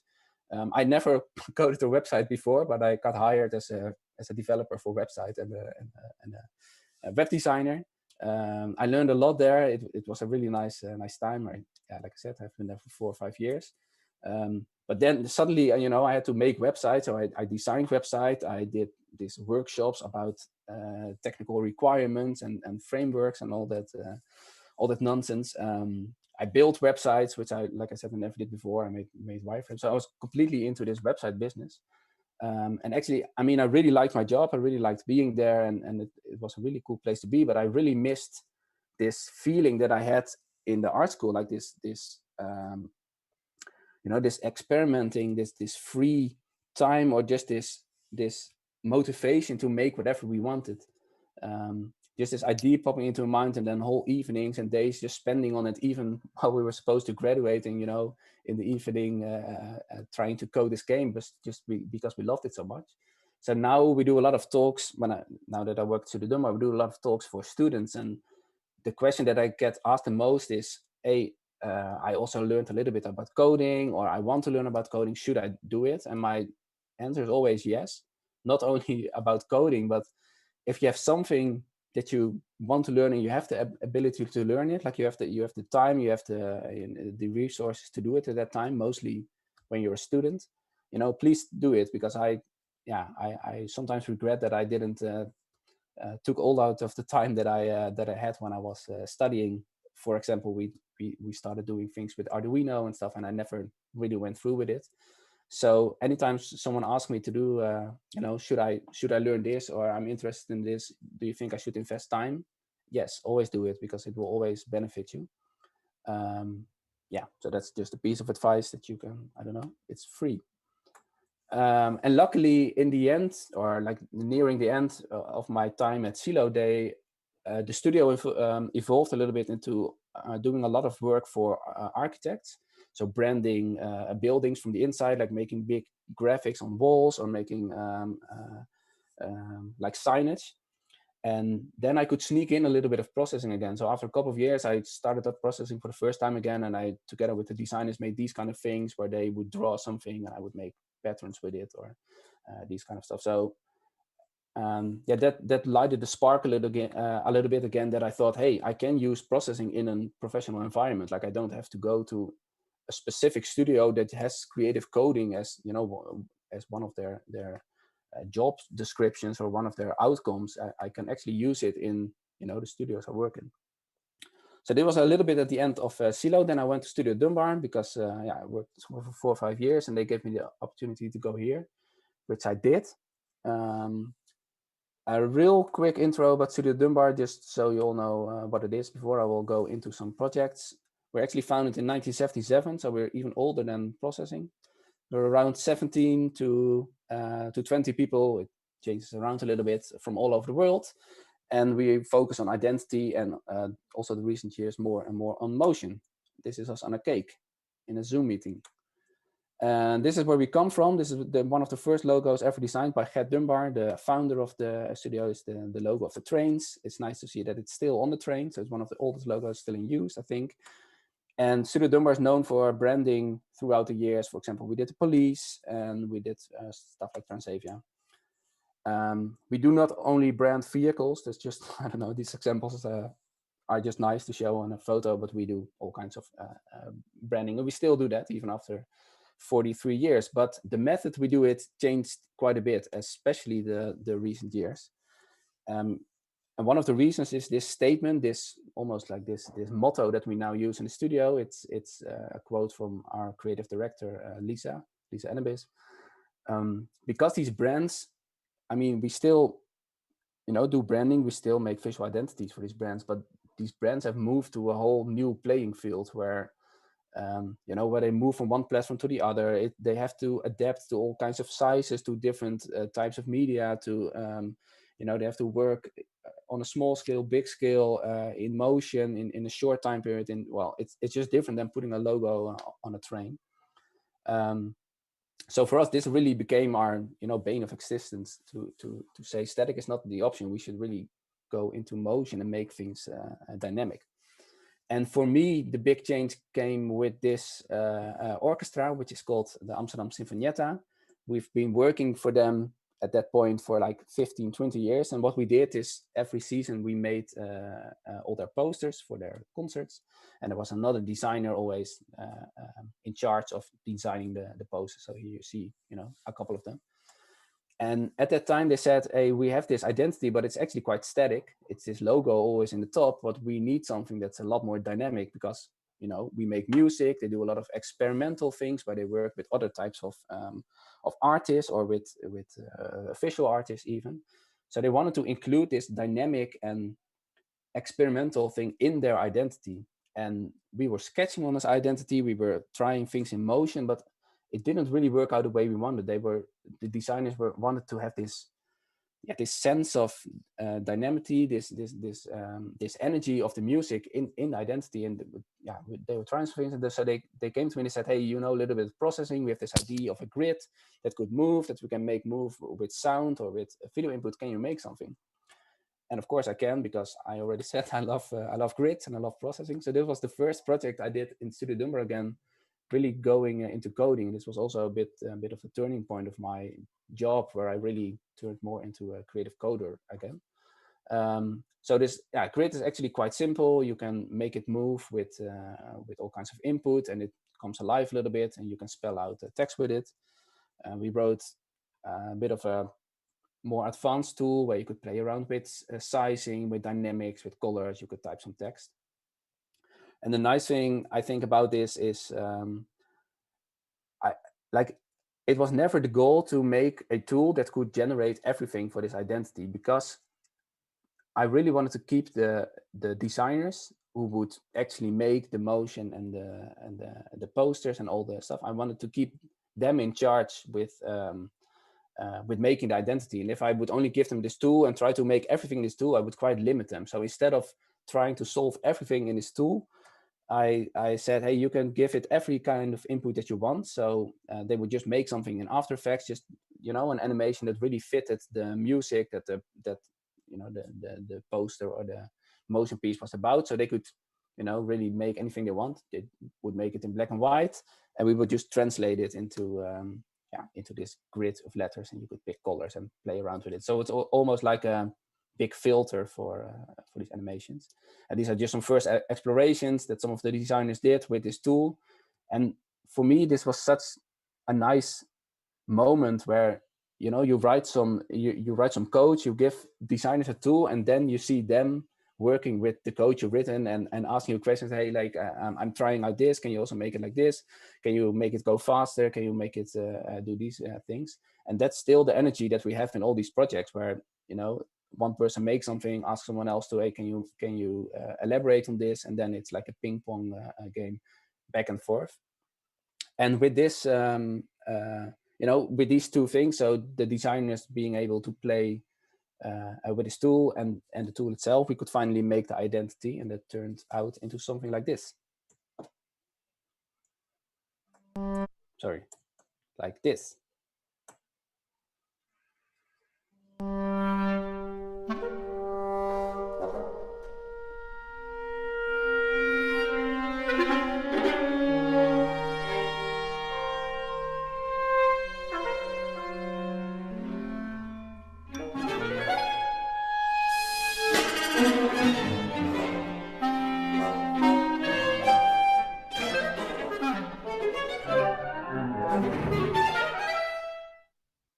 So there's the new logo.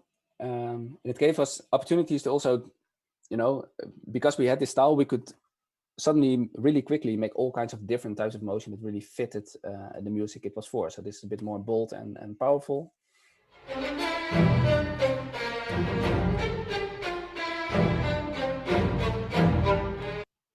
Something a bit more playful.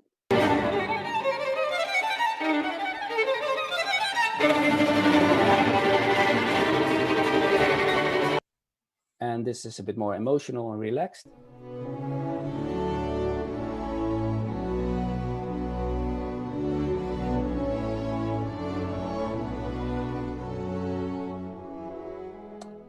Beautiful.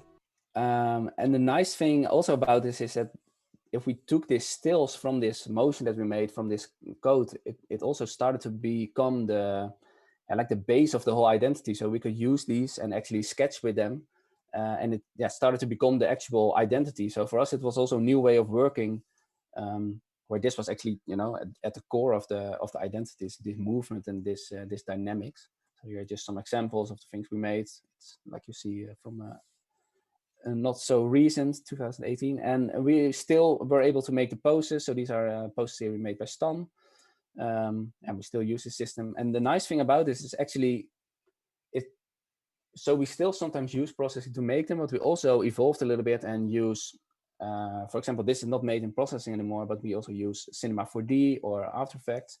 So in a way, it's nice that we could use processing to do it, but it should never be the goal itself. It's also something that Casey Rias just talked about a little bit. It's never our goal to make something in coding. We just try to find the best tool for the job, and the concept of the idea, of course, always comes first. So this idea of this dynamic identity came first, and we could suddenly make it in processing, but it doesn't mean that it has to stop there. So from there, because we also got other designers and people having other skills, we suddenly could also evolve it and use other other types of software to make something in the same concept of ID. So that's something important from our studio. But suddenly this door was open to include processing in our sketching phase, which for me, of course, was really exciting, but also for the designers, because it suddenly opened the door to a different way of sketching, a different way of designing things, without changing our original vision of creating identities. So just a couple of examples that processing has played a role in different senses. The first one I want to show you, I'm not going to go into depth too much about the project because I want to show a couple of projects, and if I go to depth of all of them, we'll sit here for a long time. But Cumulus Park, it's an innovation district in Amsterdam. So it's here, it's a couple of buildings next to each other, and it's like a combination of students and professional people working together, and it's all about innovation. But how do you visualize innovation? So we came up with this concept of like things interchanging with each other. It starts out with two groups, but when things start to mix with each other, you get new shapes, you get new like this new feeling, and we really like this idea. And this is basically the core of the identity. So it's not something static, but even the core of the identity is something in motion. And we made this. This is not made in processing. Actually, this was the first sketches we did in After Effects. But then the thing is, how we made this in After Effects, it was quite cumbersome to work with it, because you couldn't work in it like real life. You always had to prepare what you wanted to visualize. You had to render out. You had to wait. If you didn't like it, you had to change something, render out again, and see. So we were having this question, like, can we also make this in code? And of course we can. So I made this tool that in processing again, where you could play around, could use different kinds of particles. You could change things like how it was built up, change things like the speed, how many things change at the same time, how far can it go, how fast will they go, stuff like that. And while this is pretty nice, it's a really nice tool, in the end it didn't really got the same quality as we could do with the animations that we made in After Effects. And it's maybe not something that has to do with processing. Maybe it's more that I couldn't fix it in the end, that it was the same feeling. But we liked it, but it wasn't as good as we, for example, had here, especially because we started to make these things where words were changing into each other. So we made this tool. It was really nice to use, but in the end, a lot of things we made were still made in After Effects, just because it was it gave a better result. Like you see here. But it was not the end. I mean, what's nice about having this tool is that it came into play a little bit later, because we also needed to make print work, and then suddenly it became quite hard to make a nice still out of the motion and use it for print, because you want to catch this dynamic, this feeling of things changing into each other, or when they're in the moment of going from one place to another, which is quite hard to sketch in a static program like Illustrator. I mean, you have some plugins that you can make things into grids, but to make it catch a dynamic moment is quite hard.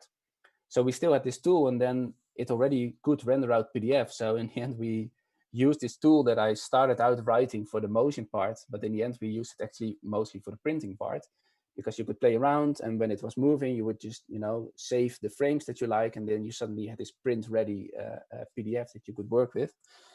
So a lot of the designs we put in the buildings are actually exported from this motion tool that we made in processing. So the motion tool became a printing tool, and we created this crazy visuals here on the windows also. And a bit of the crown of the work was in one of the early sketches we did. We said, hey, it would also be nice to make this clock. And this is, of course, something which is then again hard to do in motion software, because you're not going to make a 24-hour video. So in the end, there's still something in motion running in one of the buildings that we made in processing. So it's this clock that's still going at the moment, and it's made in processing. So it's a bit of the crown on this project for me. So the important thing is, choose the best tool for the job. I mean, I thought I could solve it in processing. In the end, we decided, quality-wise, for us, After Effects works better. But then again, this tool became the best tool for the printing job. So it's a bit the same advice as before, coding is never the goal itself, and that goes for all the skills we use in the studio. It's never the goal to use a certain skill, but we just try to keep to use the best tool for the job. Another project where processing played quite a small role in, but I think the outcome is pretty nice. We worked for Adidas Future Natural, which is a new type of shoe. The identity is this crazy motion world where all these little animations come to life. It's this like these metaballs kind of things that morph into each other and go all the way, and it's the core of this whole identity. So that animation was made in After Effects, and it's the base of this whole identity. And this was also something that I sketched on a lot in processing. So this is again not made in processing. This is After Effects, and I got it to a certain point where it was working, but I never got it to the same level, I think, as the After Effects part. But what was quite interesting, that we also thought maybe we can make something interactive. Maybe in one of these stores we can make a huge floor where if you would step on it, the pressure of your foot would we make a bigger or a smaller circle like that. So these are some of the sketches that I did in processing. In the end, it was just some early explorations, and we went in a different route. They were never used, but that doesn't really matter, because I think one of the really nice thing about coding is that there's not really an endpoint. So a lot of times you put a lot of time and effort into the first phase, like into the first part of the project where you try to set things up. But then if you are at a certain point, you can use that and go in so many different directions and keep coming back to a certain point and going into a separate direction.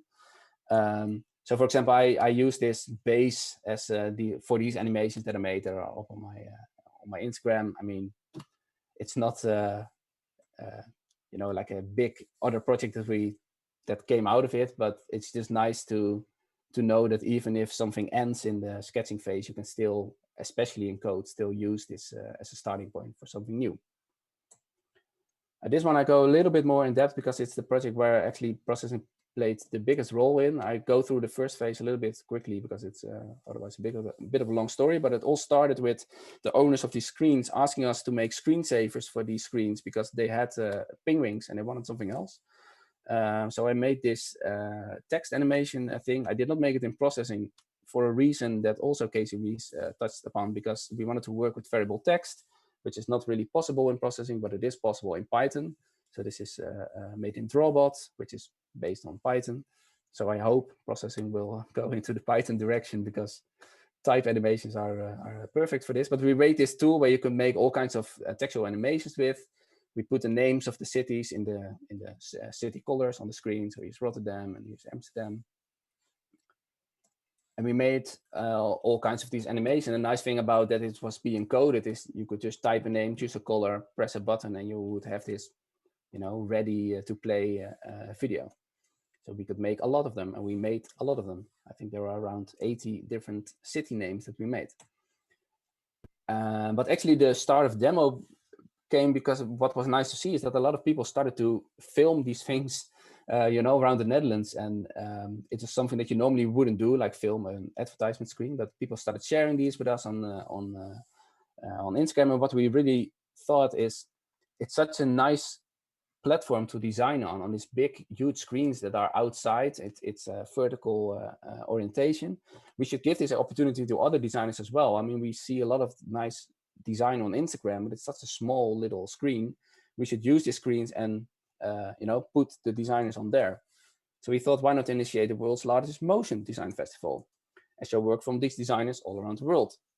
And we wanted to do it in a station because that's where it all started. We wanted to do it in Amsterdam Central Station because there are 18 of these advertisement screens, and they have huge video walls. And we asked the owners of the screen, hey, can we take over these screens for 24 hours? So not show advertisement where you make your money with, but show designs from people all over the world. And they said yes. The nice thing about doing this at the station, by the way, it was pre-COVID, is that you have 250,000 visitors in your exhibition or your festival right away. So we suddenly had this festival in our hands, and we needed an identity. And the thing about designing an identity for a motion design festival was, of course, that this whole identity should be something dynamic, should be something that was moving. So here are some of the sketches that we did. This is a project where we really went all out on with in the sketching phase. It's something that is really important in the Studio Dunbar, where the sketching phase is like really important. We try to go in as many directions as we can, and not only go in as many directions as we can, but also go as far as we can in that certain direction, just to see, how far can we push it, because you never know what comes out of sketching. So these are some crazy sketches that are nice, but didn't make it in the end. Stuff like this. Because for this identity, the solution actually came in this app. One of our designers, Elvin, is a motion designer. He was sketching on his way back in the train, and he was using this tool, and he suddenly noticed this distortion tool within this platform where you could put in an image. In this case, it's an image of a big D, the letter big D, and he could distort it from the middle without distorting the borders. And we really like this concept because that's also what you do on a screen. I mean, the borders are there, it doesn't distort, but you distort something, within this screen. We thought this could be the base of our identity, but we had no idea how to make it. We could not recreate it in any other platform because all the distortion tools would just distort your whole image. So what we did is just screen record us playing around in the tool, put things next to each other. And when we had this, we thought, yeah, this should be the identity. Yeah, this became like, the thing we wanted to achieve, but how would we do that? So again, we went to processing. I made this grid that you could move around. And then by filling this grid with a chopped up image, because this is actually the input of this is a static image. It's a PNG image of a letter O. Suddenly you could make this whole letter come alive and make it move in all the directions you want. You can play around with your mouse. You could click somewhere and it move in a certain direction. So it was now so easy and quick to sketch with this. You would just put in any image that you want, click around on your screen, and it would record the video. And then suddenly, putting them together next in After Effects, you had this moving logo. The designers went crazy with the tool and added some color. Because we had a lot of time, we made the whole alphabet. You could also do it for a complete word. You don't have to do it only for a letter, because you can put in any image that you want. And we liked playing around with this tool so much, like it became like a really nice thing to do. When I was coding it, I think 50% of the time I was just clicking around on the screen because it was so satisfying to do. So that's also why we said, let's make the whole website have this huge logo on the center. And because we were our own client, we could put the logo as big as possible, because normally the logo should be small left in the top. We put it on backgrounds of other pages. We made it move with your phone, with your accelerometer, which was still possible back then because there were no privacy issues. Now you can't do this anymore without problems. Anyway, the whole festival was in the end a big success. So we had these huge screens with all kinds of nice work. This is work actually from Studio Young, and Niels from Studio Young is now also working at the studio. So something else good that came from this demo festival. And what was nice to see is that the train station transformed into this exhibition, like this motion design a museum almost. Like shops suddenly turned into museums, and train platforms turned into this museums, and people from all over the world would come and see this amazing work. So it was amazing. One of the last projects I want to go through really quickly is the D&AD festival. And it was called Imagine Everything, the new festival. And actually that question for how we would design it was quite hard, because what is hell for a designer is to design something for imagine, because you can imagine everything, and designing everything already says it. How would you design everything? So we actually had a lot of we needed a lot of time in the sketching phase to come to a solution. So there are a ton of sketches. I could easily fill a 30-minute presentation with only the sketching for this project. So where we started is using artificial intelligence, and actually even Vera came to our studio to talk with us because she does some amazing things with artificial intelligence. In the end, we did not really use this because it's of course a bit hard to control, and it also gave us some scary images. We played around with trying to recreate the same kind of feel, but in motion software. I played around with code also to try to add a layer of text into it, because in the end they also had to communicate something with text. Here are some other crazy sketches with text, some more simple things. But in the end, when we started sketching stuff like this, it became a bit more interesting for us, because we suddenly thought it's a festival about creativity. It's a festival where a lot of work is being shown. So shouldn't this identity, revolve around the actual work?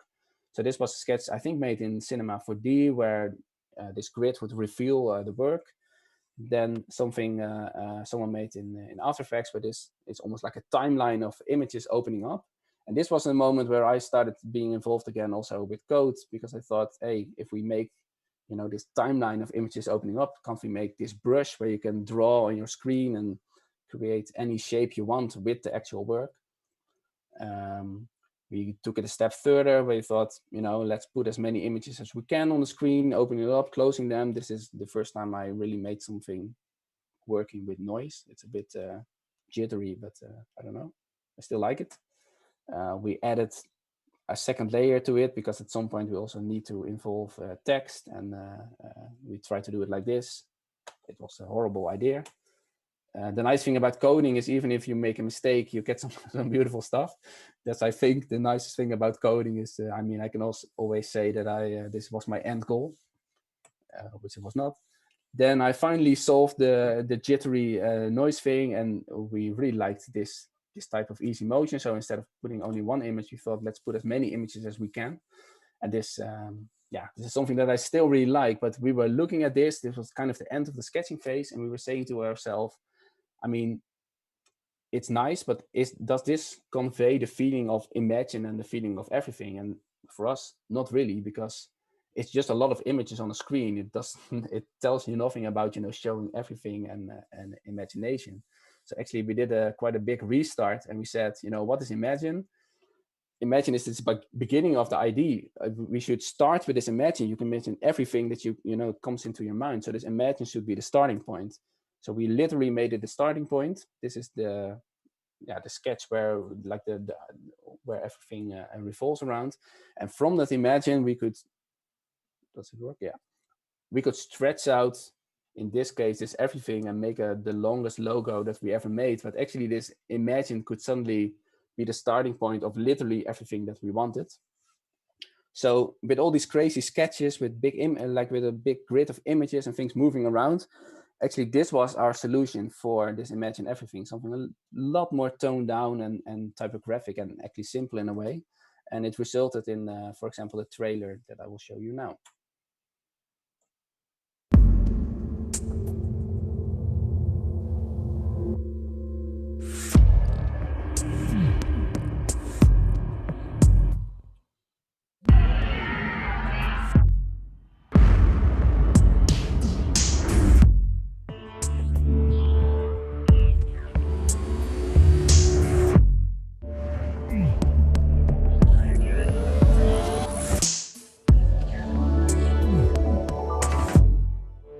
It's a strange feeling saying your first words a second time.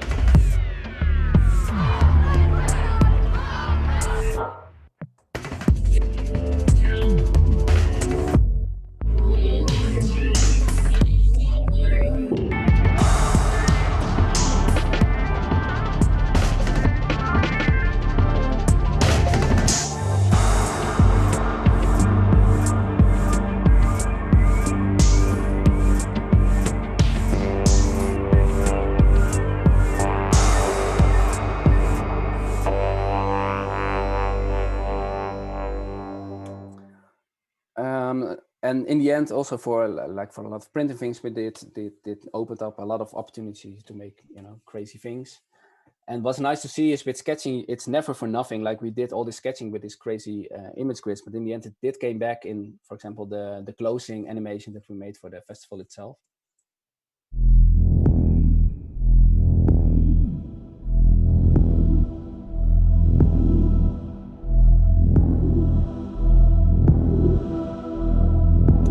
So what I think is nice about this is that, I mean, it's always good to sketch as many things as you can, and you never know what comes out of it. So even if the solution was not in the sketches that I showed, we did come back to it and could finalize the project. I'm almost done. Just some really quick examples of some stuff that sometimes we do things that are a little bit more applied with processing, which I really like. So this is a tool that we made for identity, which we actually gave to the client. They could make this shapes out of all these little shapes. We use this tool this is the printing tool, but we also have a motion tool because you can make these growing things with it. So sometimes actually coding is the goal and is the end result in things we do. Also for this project where we made identity for Club Brugge in Belgium, a professional football club, Christopher in our studio made this. And he was using these big arrows that you see on the background, these big blue arrows that was like the base of this identity, and they were on all elements that we created. And then he said, I have this arrow, but I actually want to make it out of a lot of smaller arrows that are the same, like I want to rasterize it in arrows. And of course you can do that in Illustrator or something, but he wanted to play around with it, try as many things as possible, small, big. So I said, oh yeah, I can make a processing tool for that. So we made a processing tool where you could make this arrow and just, make it in as many little arrows as you wanted. And the nice thing about having this is in the end, this ended up on the bus.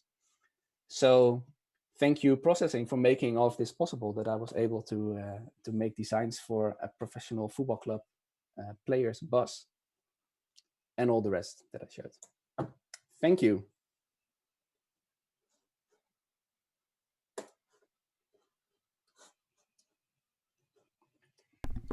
Sander, that was mind-blowing. Awesome stuff. Thank you. I'm super excited. Amazing work. I mean, I follow the work of Studio Dumber since quite a long time already, but you know, you really crush it. So that's a great talk. You really should do this more often. Thanks. This was maybe a bit long. I didn't really practice it before, but well, thanks. No worries. It was great. It was really super inspirational. And I love these aesthetics. I think you have a very, very concise way of designing at Studio Dumber, and it must be great fun to work in such a cool agency. So yeah. It is. And I mean, the nice thing is that we still do the same thing as we did before. We just have different tools to do it. So yeah. I gotta fix my lighting. It's getting dark. Quite late already. Yeah, it's getting dark here in Germany. I guess for some of you it's still day, but I have to, you know, I still don't have good video lights. That's something I have to buy soon.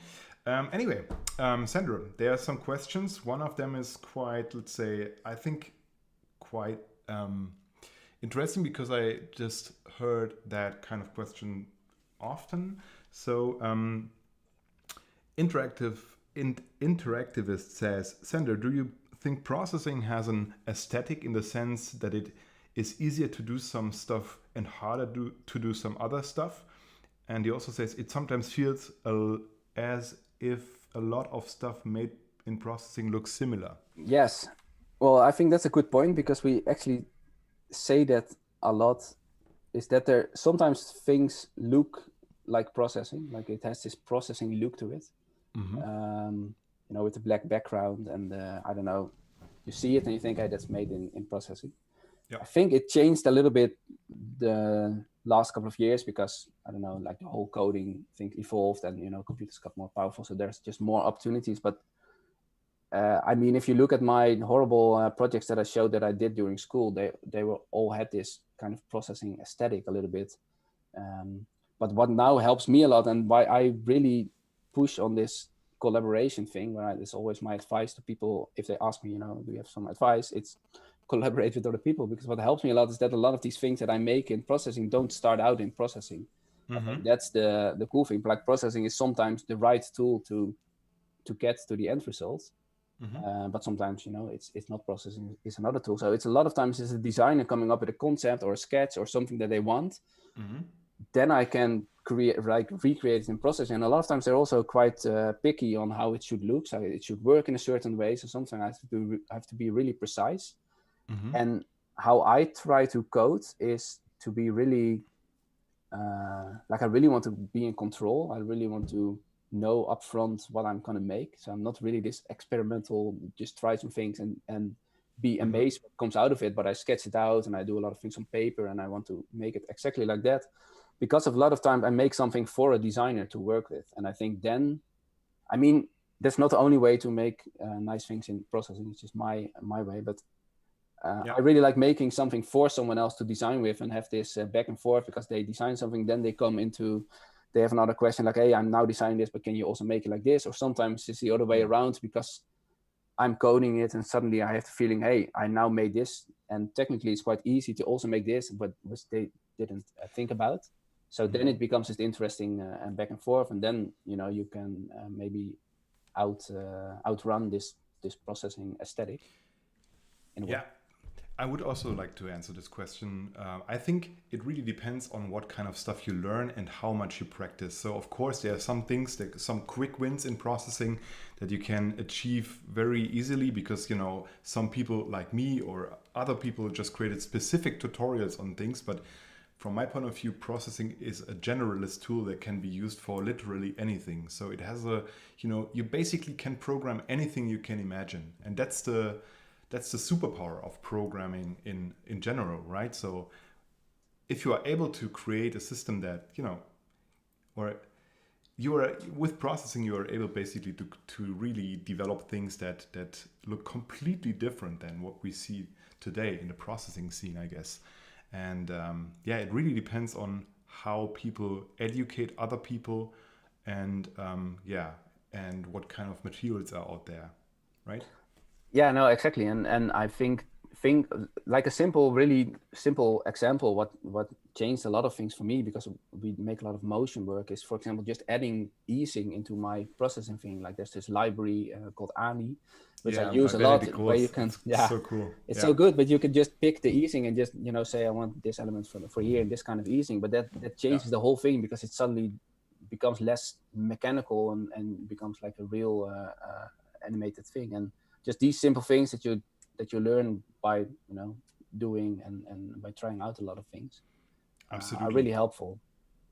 Yeah, this is a very important tip. I think the Ani library by Benedict Gross is so amazing. It's so well. I'm not really sure if it works well with Processing 4. I still have to find that out, but I guess my sketches still work. So okay, they still work. So you already use Processing 4? Yeah, I thought I had to before this. I didn't know if I got to speak with Casey Rios, and I thought if I didn't use Processing 4, I would, I have to admit, really angry. I have to admit that I'm on a Linux computer right now. I use Ubuntu operating system on my computer here. So I also have a Mac, but I really enjoy exploring Linux and open source software. So that's why I just use an Ubuntu system for my whole e-learning process. And I still use Processing 3, but I definitely will take a look into Processing 4 for Ubuntu. So this is a very edge case, right? Up until now, all my works in I didn't really try it, but everything I opened works. So. Also the library. That's amazing. Okay, so let's wrap this event up. I guess it was a fantastic time for me. I really enjoyed it.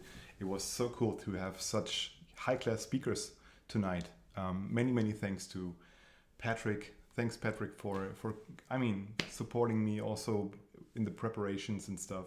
Thanks to Vera, to Martin, to Casey, Sander, to you. It was really a big pleasure for me. I really enjoyed it so much. And yeah, I forgot. Shit, I forgot that there are some questions in the chat. Maybe before I wrap up the event, I will ask 2 or 3 more questions. But maybe let me also take this opportunity then, because you're thanking everyone, to also thank you, because you are quite a important pillar in this whole community. You put a lot of effort in building this community and getting people together, including this event. So I also think from all the people you just thanked and everyone else, that we can thank you even more. So thank you for organizing this. For me, it's my dream job, to be honest.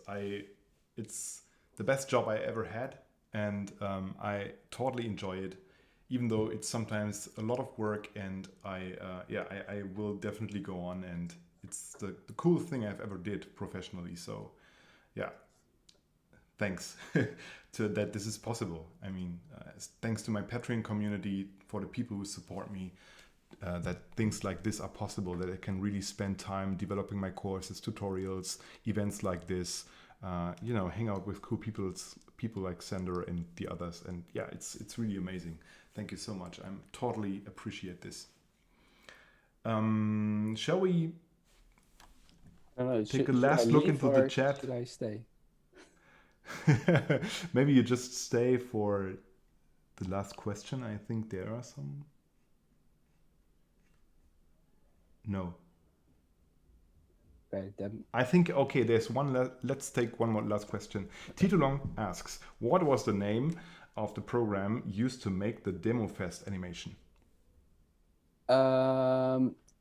Sketch anything? Sketch? Oh, that thing. I think it's Autodesk Sketchbook. Which is just like, I think so. It's just like this free sketching tool, but I don't know. It's for some reason had this amazing distortion tool that it's just nice that we find inspiration in all kinds of things. He was not looking for the answer for the Demo Festival Identity, but he found it in this app. I'm not 100% sure, so please, I think it's called Autodesk Sketch. Something. Nice. Okay, let's wrap this up. Sandra, have a wonderful evening. Thank you for joining. And everyone else, I wish you a wonderful day. Enjoy happy coding, keep on. And yeah, I'm really looking forward for the next Processing Community Day, maybe next year, right? Yeah, I already have some ideas about speakers. Peace and all the best from Tim. See ya. Bye-bye.